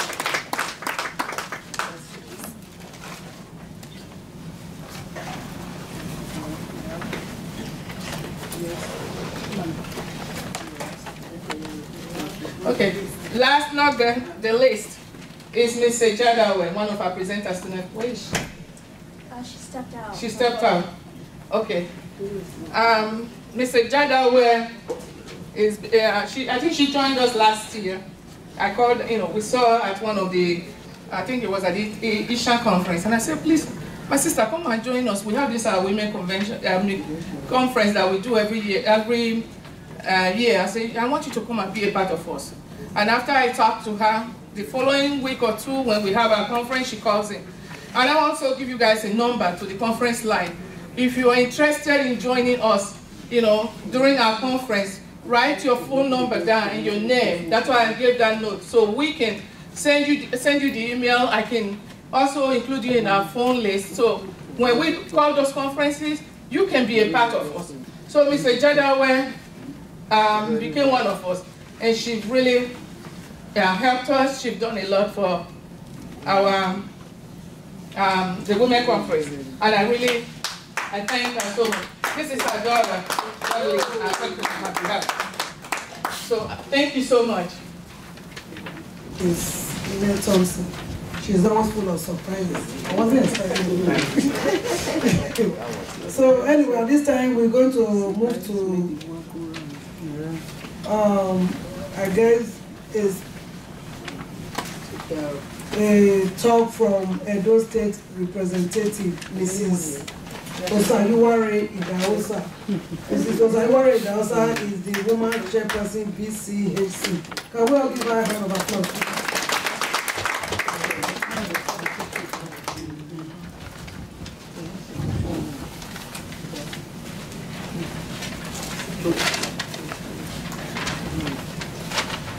Ladies and gentlemen,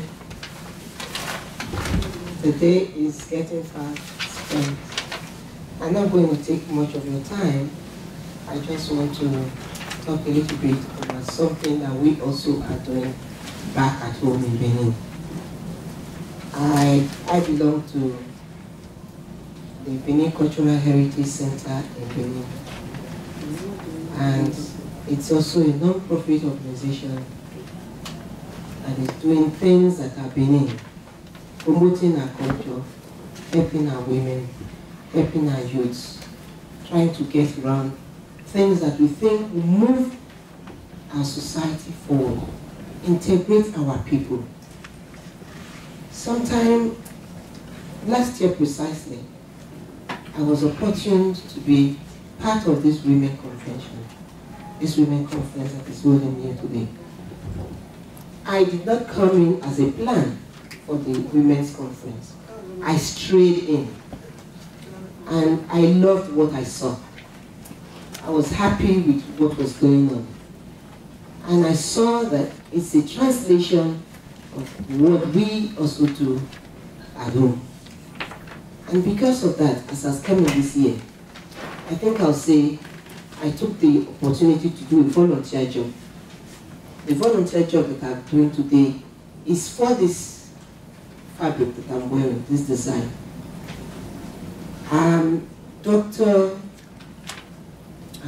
Let me quickly get her name. Dr. Helen. Dr. Helen Umuagu is a lecturer in the university, in the Assoc Polytechnic, in the Department of Graphic Arts and what have you. She came up with this design for women equal, design for women. We all know that our male counterparts have been wearing their own design of Iwu dress, which started from Dr. Aisen in Benin. And then she came up with the idea to have a female version, which we can wear, and it can depict the fact that when you put it on, you are a Edo woman, a Benin woman. We all know what Iwu stands for. Right at the time when we were young, at least I met my grandmother, and not some of us who are probably not younger than we are, probably didn't see the same Iwu. But my grandmother, my grandparents, both on my mother's side and on my father's side, had this Iwu on their body. And it was a traditional mark on the Benin woman in those days. And when, I'm not sure we would have been able to do that today. I'm not sure we would have been able to do that today. But they looked very lovely on them. And they were proud to have these things on their body. Because we cannot do that anymore, some of our people have decided to translate them into what we can wear and what we can put on. I say I'm volunteering because I saw it as, I do volunteer work these days. When you begin to go further and further in life and you see what can engage you, you get involved. That's why I enjoy what I see here and what is going on. You just get involved, change your life, help people, see what impact you can make. And so the impact I want to make on this woman today is I appreciate her ingenuity. And I see that she has come with something that it's for us, we women. It's for us. And since we joined her, it was launched, she launched it on the 6th of August, just this month, on a Tuesday.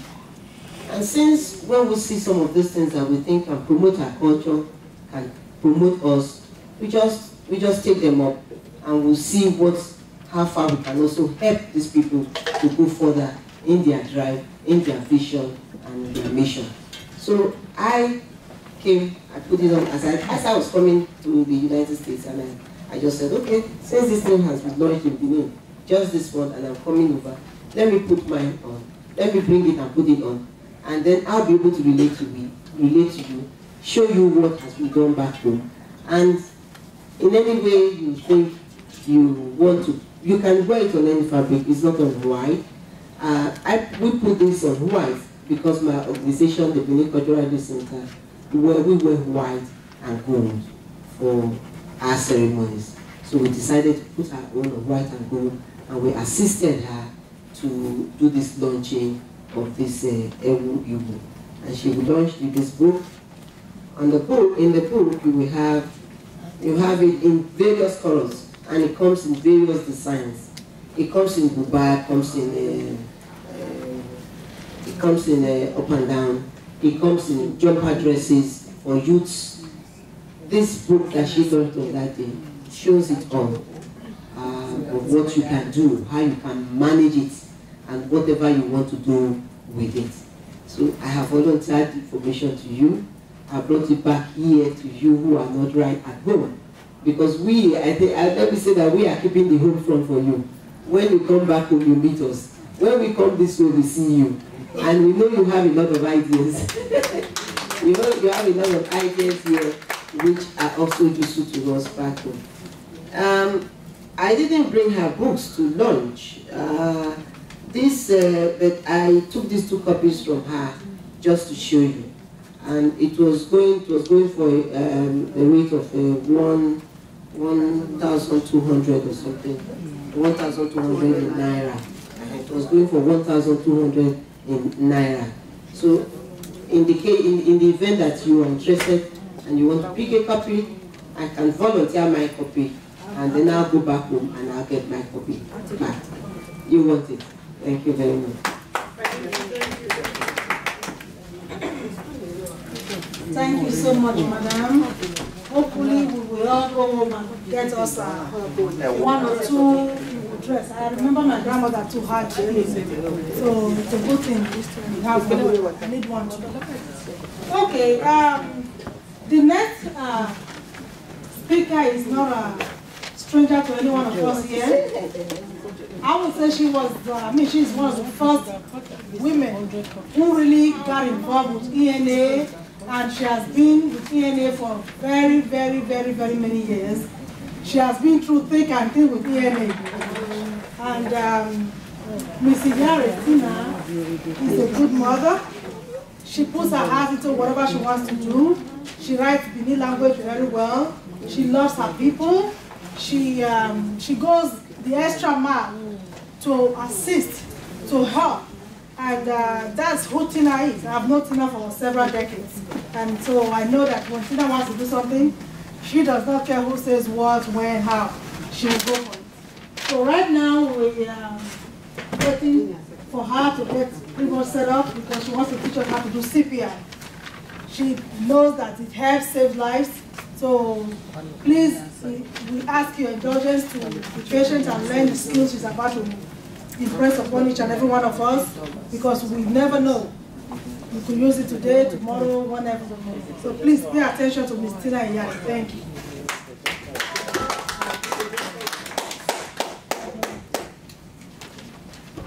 Thank you. Good evening, brothers and sisters.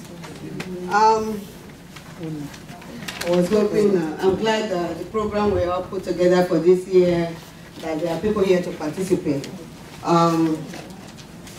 It's a pity that it's not a jam-packed hall, because a lot of things we take for granted, and a lot of us die for no just cause. I'm still glad that many of you are here, because even if we can save one single life, it goes a long way. That's all that matters. Start with one. I was very happy to listen to my sister's presentation about the heart diseases, and I'm rolling right into that. Okay, we have all these illnesses. When we hear disease, we say, "Oh my God, I'm dying." Yes, it could be that, and like she said, you can manage it. And she has given some of the symptoms that can be that you can use to detect various diseases that we have to deal with. So I'm following up with emergency medical response today. I trained for American Red Cross since 1994, and I have been training for American Heart Association as well. All as a volunteer, don't get paid for things. We've done this before, not any here, but we've done it in Benin. We took a medical project home in 2010. My goodness, we should see how many people attended that program. And when we took it home, we took it to the youth center, where we invited all the different parastatals, Boy Scouts, Girl Scouts, the 18 local governments in Edo State. We had it organized with them. We were with the Medical Association. We got everyone involved, Specialist Hospital, the nurses came, UBTH, other private clinics. They were surprised. It was so shocking to find out that our nurses at home does not know how to perform CPR. Okay? Not too surprising to me though, because my immediate younger brother died in emergency room waiting for care. I can never forget that. It haunts me every day when I think about that. So my service to the community is to hopefully help to save other lives. Like our sister said, we have the heart diseases, we have heart attacks, people have signs, we ignore it. We have a sister, was in Chicago, I forgot, a few years ago, she had her 40th birthday party. Went to bed and never woke up the next morning. Wow. Okay? We have a brother, former Secretary General, who spent time, they went to work, came back home, they lived in New York, 34 years old, beautiful young ENA lady. Came back home from work, cooked dinner, ate, watched movie, he went to bed, said, okay, I'll join you later. And the next thing he knew, she was down, and he didn't know how to do CPR. By the time 911 got there, she was gone. Right? So we need to know how to respond immediately. We need to know how to detect the signs. Like our sister was saying, she was telling you what signs to look for. Again, sometimes we're always in denial. We don't know what the signs are. We just say, I'll be okay. Again, at that time, you might even be disoriented. So it takes somebody else close to you to observe that. So you pay attention to anyone around you. You might be the one saving the next person's life in the restaurant tomorrow. The person, I bet you, the person you're going to save first is your family member. Okay. We were just in my living room one day, it was a few years back. My daughter that is now 22. She was about 4 years old with a friend. We were all playing, talking in my living room. The next thing I know, she's grabbing my daughter and pumping, and candy pumped out of her throat. I didn't even see it. So it's good to be very observant. Like they say, when children are very quiet, know something is wrong because they are always busy running around.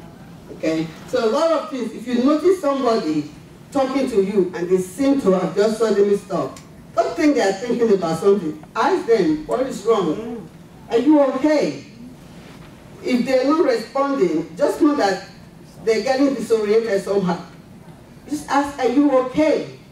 If they can't respond, like she said, you act fast. That fast, when they say act fast, you mean act fast. Okay? Just look at their face, see what they look like. If they are getting flushed, like she said, ask them to smile. Smile is a smile. Smile, one side does not drop, and you don't drool. And then ask them to raise up both hands. If one is higher than the other, tell them to try and raise it. If it's not, know right there something is wrong. Okay. If someone is having a stroke, you can catch them within the hour and get them to the medical care, they can recover 100%. But if you don't, it becomes a lifetime dragging issue.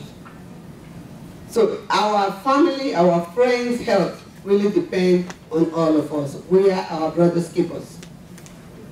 Same thing with the heart attack she was talking about. If the air does not go into the brain dies within 5 to 6 minutes. By 10 minutes, it's completely gone. That means there's no oxygen going into the brain. And that's what we do when we compress the chest and we breathe for them. We are keeping them alive until medical help arrives. So it's good for us to know how to perform CPR. I also emphasize a lot on the infant because when we talk, we always talk about adult. What about the babies? We have to be very, very conscious of the babies. When we do CPR for adults, we do chest compressions and we do give breathing. But when we go for children, we breathe for them first. Because theirs, we don't know, their own lifespan goes on faster than ours. So you breathe for them before you start compressions. And we will learn how to do that. I will play the DVD, it's to follow me. It's very simple. What we are doing today is not a certificate program. It's a program that American Heart has developed for family and friends. It's something that I can help you buy for $40 that you can learn at home and teach your family. You don't have to go pay to go stand for a class anymore. If you can do that, you need that for your job, you can do that. But this very program, they make it so easily accessible that you can do it in your own living room. It comes in this box. This is the package, $39.99, and that's it. You don't have to worry about taking 3-day classes anymore if you don't have the time and if it's not required by your job. The main goal is to save lives. If you can realize how long or how much work 911 office go through every day, it is amazing. So please take your heart and your kidneys, your lungs very seriously. Once the brain goes, the rest of the body is useless. The rest of the body is useless. A couple of quick things I want to show you. One thing is about choking. If you are alone and you are choking, please do not wait, don't just stay there coughing. If you see you are coughing and you can't get it out, grab a chair, put like just a little bit above your level over it and push down. It will push it out. Whatever is clogging your airway will push out. Anything in front of you can be used. Do not waste time, okay? That's first thing. If you come in the scene and you see someone is unconscious, we advise now, everybody needs to get a bottle of baby aspirin to keep with them. It cannot hurt you, it can only help you. You come to a scene, somebody is unconscious, quickly slip them a pill. It will melt under their tongue. What it does, it helps to thin the blood. If it's stroke, if it's heart attack, this is the first line of treatment, and then you start CPR. Okay? If you can get to it quick and get it to them. That's one. Number two, if you have another medical emergency, I know our sister said we can exercise. I cannot exercise. I can only do stretches. Because I have a disease called exercise-induced asthma. If I exercise, I start gasping for breath, and it can kill me. Okay? So there are various people with different issues. Again, you have to know who you are. I want to lose weight, I'm very strong, but I cannot do it, I cannot exercise. So someone can be gasping for breath, someone can be having asthma attack. If you see someone is trying to maintain their breathing and they can't, quickly look in their bag. If you see inhaler, put it in their mouth, 2 puffs, and let it go in. Just close their mouth. That will help to reduce the inflammation in the lungs. It just saves their life. It's a steroid. Okay? Nothing can replace that. The other medical emergency is allergies. People have bee sting, people have allergy to peanuts. It can be something you've been eating before. I used to eat peanuts all my life. I love peanut soup, I love granite and plantain and all those stuff. But then I found out later I became allergic to it. So now I have to carry that in case I eat it. So, you know, as a girl in New York, a few years ago, the boyfriend came over, they were having fun, they kissed and everything. The next thing, she was gasping for breath, and they ended up calling 911, and she died before she got to the hospital. What happened? The boyfriend was hanging out with friends, they were eating snacks, he ate peanuts, just from kissing her, from eating that peanut. That's what killed her. Wow. This year, the end of last semester, few students came home from right after Connecticut. They were coming home from school, third-year college students. Driving home, the boy was in New Jersey. It was in the news. You can go Google it. They were driving home, they stopped by, you know, and you stop at the gas stop. He knew he had allergies, and he carries the mail. He carries this, and it was in his luggage. It was not in his little bag. So his friends bought, you know, you stop at McDonald's and they buy $3 cookies for $1. So they bought cookies and they were eating. He said, I don't know what's in that cookie, I'm not going to eat. Like, no, just a little bit won't kill you, just taste it. And he took a little piece, took a little bite.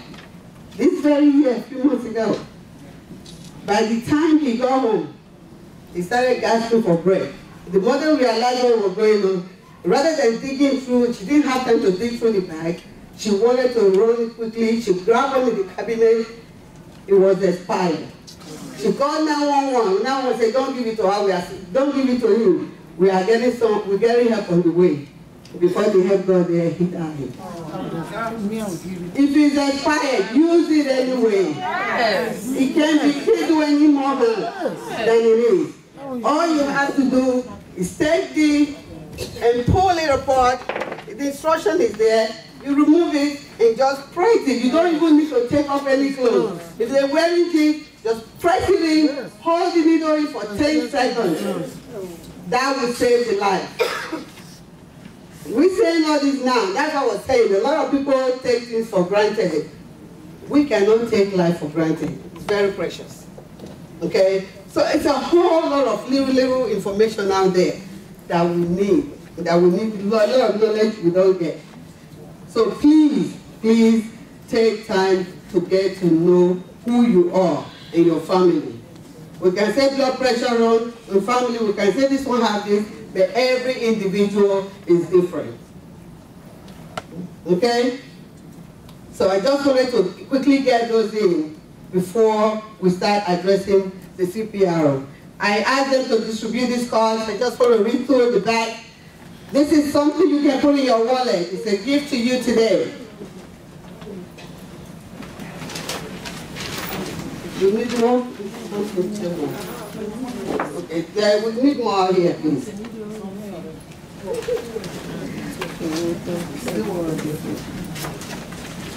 I just want to talk because once I'm done talking, anyone that want to practice, we need you to come up here and practice. We're just going to run the DVD and let you practice along with the DVD.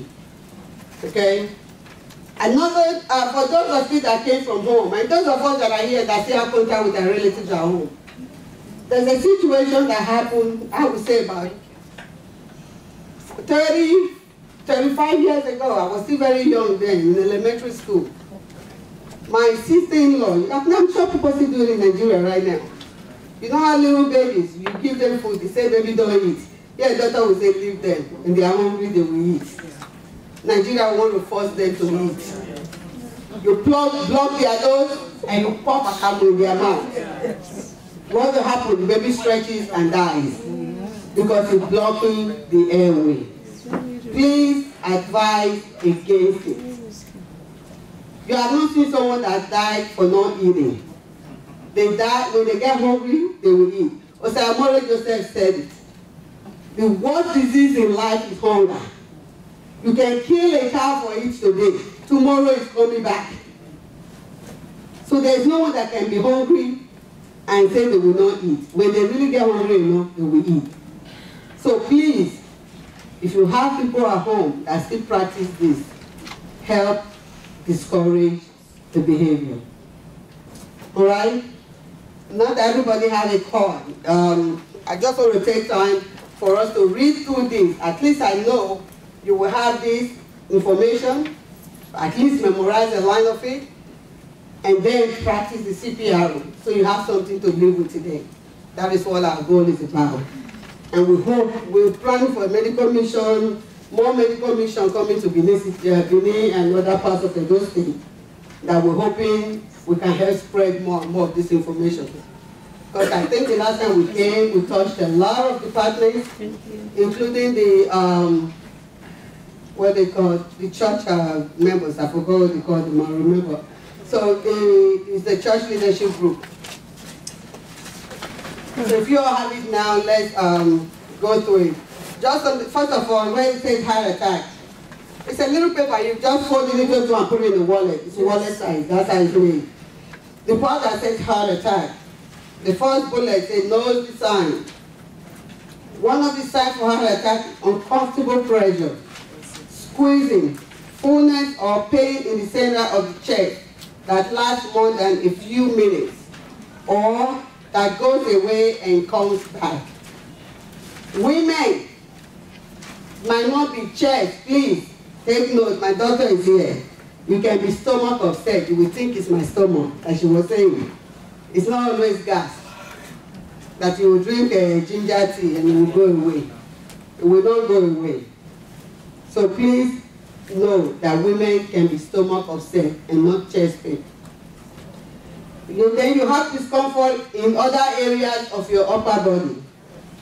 Shortness of breath, with or without chest discomfort. Other signs can include cold sweat, nausea, or lightheadedness. When we say shortness of breath, it don't mean because you are walking up the stairs you couldn't breathe. Okay? There can be people, when someone is gasping for breath, they say, oh, they're still breathing. Just breathing like, that's not good breathing. Okay? Just gasping for breath, that's not good breathing. You will know when the breathing is normal. If it's abnormal, address it right away.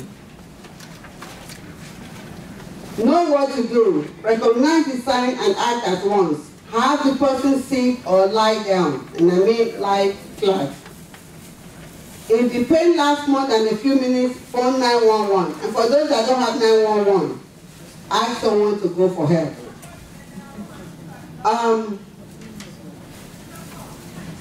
That's why I say ask for the emergency response. Or send someone for help, and that's basically it.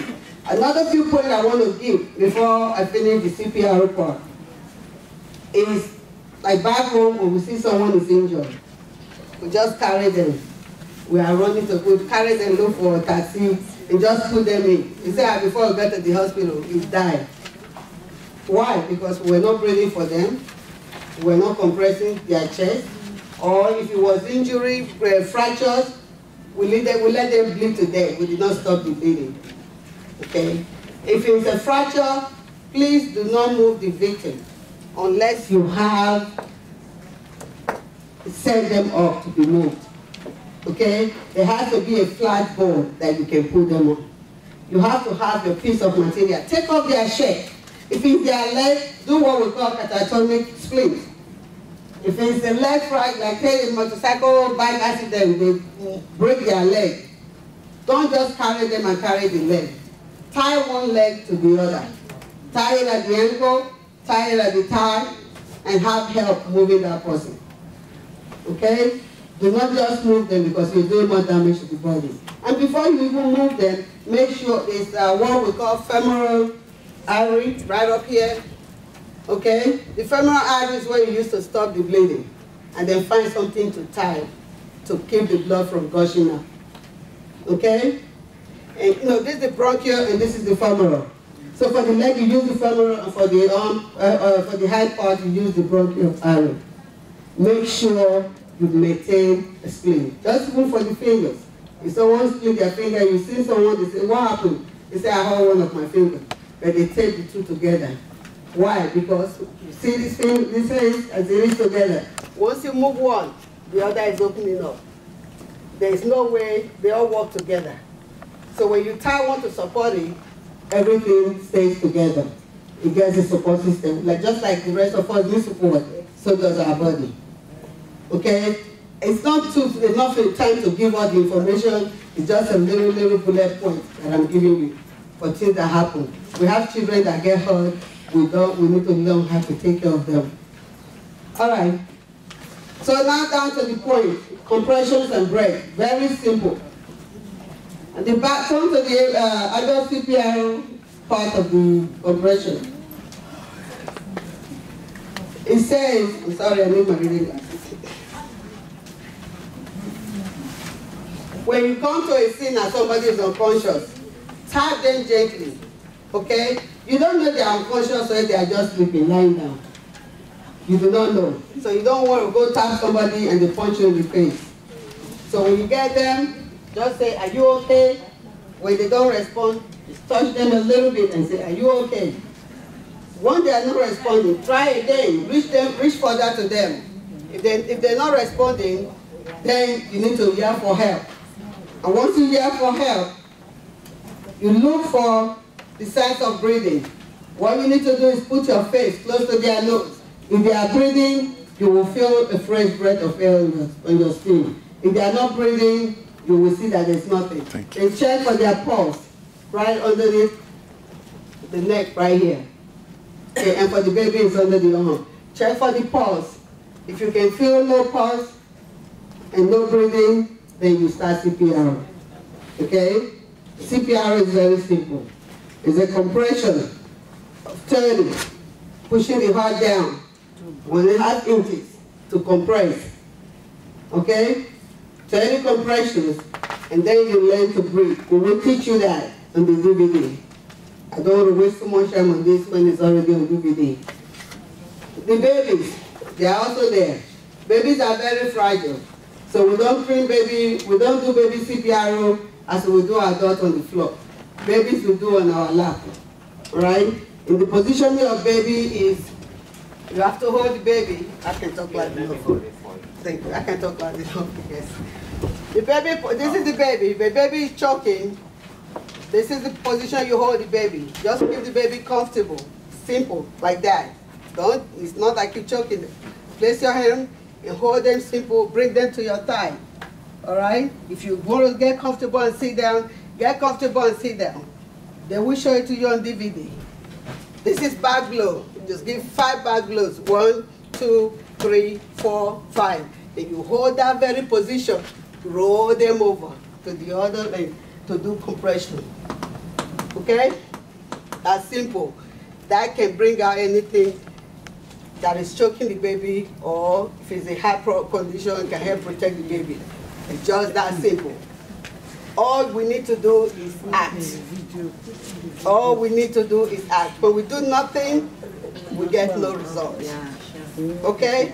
So it's just that simple. And if it's too much, if you have help, then you can do a two-mark compression where you can stand with 2 fingers right here to compress, keep the baby down. All right? So we're going to run the DVD. I'm going to have you ask questions. Then I'm going to run DVD and give people time to practice. That's why I wanted to come last, because I didn't want to hold up any other practice what was going on. All right? Any questions, please? Help organize this occasion. I mean, I thank all the volunteers and all the speakers, but we also want to recognize the Chief Coordinator, Mrs. Esther Thompson. Thank you very much for another wonderful women's program. And I want to congratulate and recognize our VP, Mrs. Salami. Thank you so much for all the support you've given the women's program. Thank you, thank you, thank you. So now we need to choose a number 3. Anybody with 2, 5, 5 crossed out? 255. Thank you very much, and thank you for your patience for coming. And 243. 243. Thank you very much, sir. We appreciate you. I will assist you. She will come to you and take the money from you. No amount is too small. $10, $20, $50, $100, $1,000, we will gladly take it from you. So please, if we have to come to you, let us know by a show of hands, okay? At this point,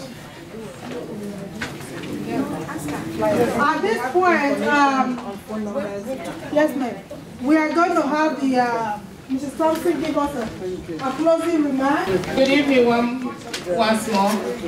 I just want to use this opportunity to thank everyone for coming this evening and to join us to celebrate our 5th Women Conference. I want to thank you all. We hope to see you guys next year.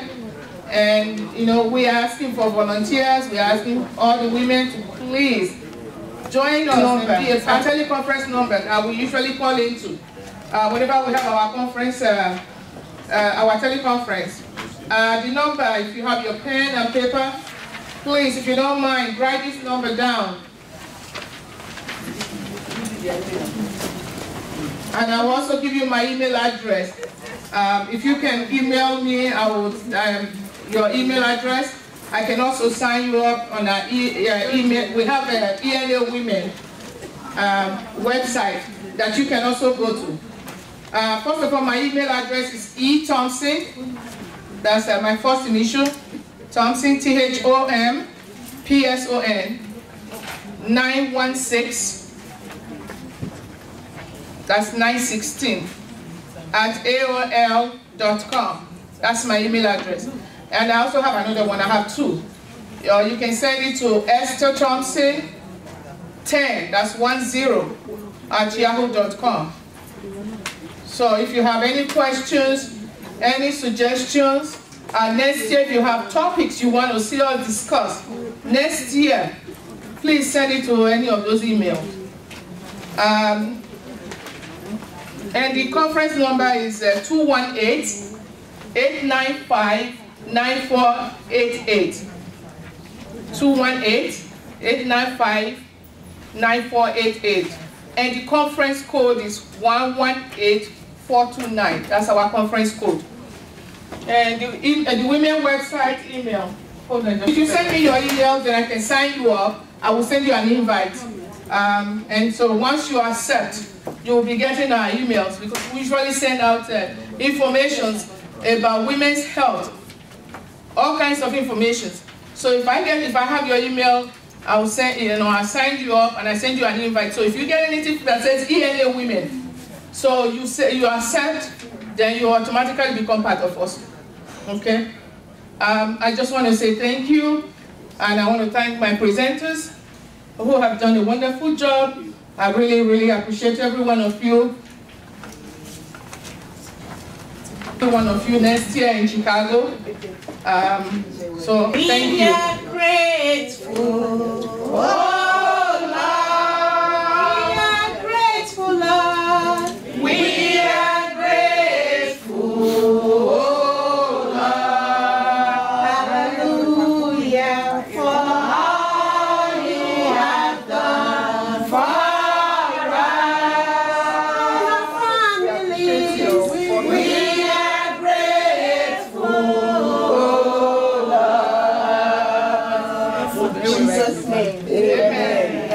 name of Jesus. Amen. Almighty and everlasting precious God, we worship and we adore you. Amen. We thank you for the gathering of this meeting this evening. We thank you for all that you have done here in the mighty name of Jesus. Amen. Thank you, O Lord, for your strength. Thank you, O Lord, for how many people that we are able to even attend this meeting tonight in the name of Jesus. Amen. Thank you for the traveling mercies that you granted every one of us to this place. Thank you for our families. Thank you for our children, O Lord. Everything we have learned here today, O Lord, let it bring glory, honor, and all adoration to you in the name of Jesus. And as we go about our other activities, O Lord, ancient of the bright and morning star, go with us in the mighty name of Jesus. Amen. We soak every woman here inside the precious blood of Jesus. We soak all our children inside the precious blood of Jesus. We soak this occasion, that last convention, inside the precious blood of Jesus. We will only hear good news in this convention in the name of Jesus. We arrest everything that is not of God in this convention in the mighty name of Jesus. We soak this environment inside the precious blood of Jesus. Thank you, Ancient of Days.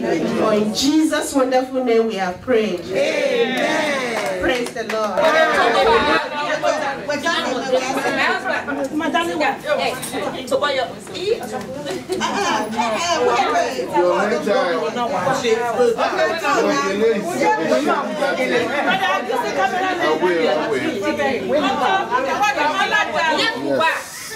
Sister,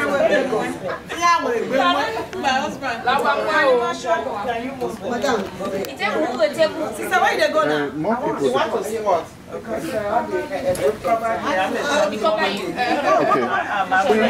going to be on the website. 1, 2. One more. This corner, I hope it might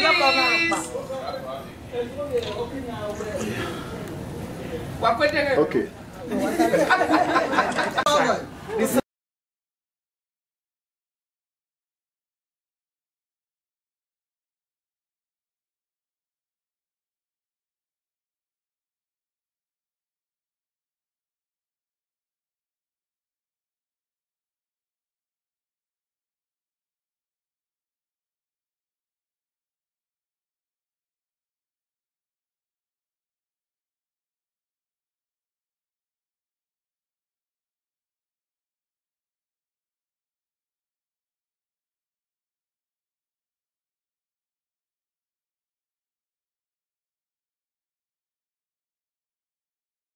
GUOSA Educational, Scientific and Cultural Institute Incorporated is a nonprofit.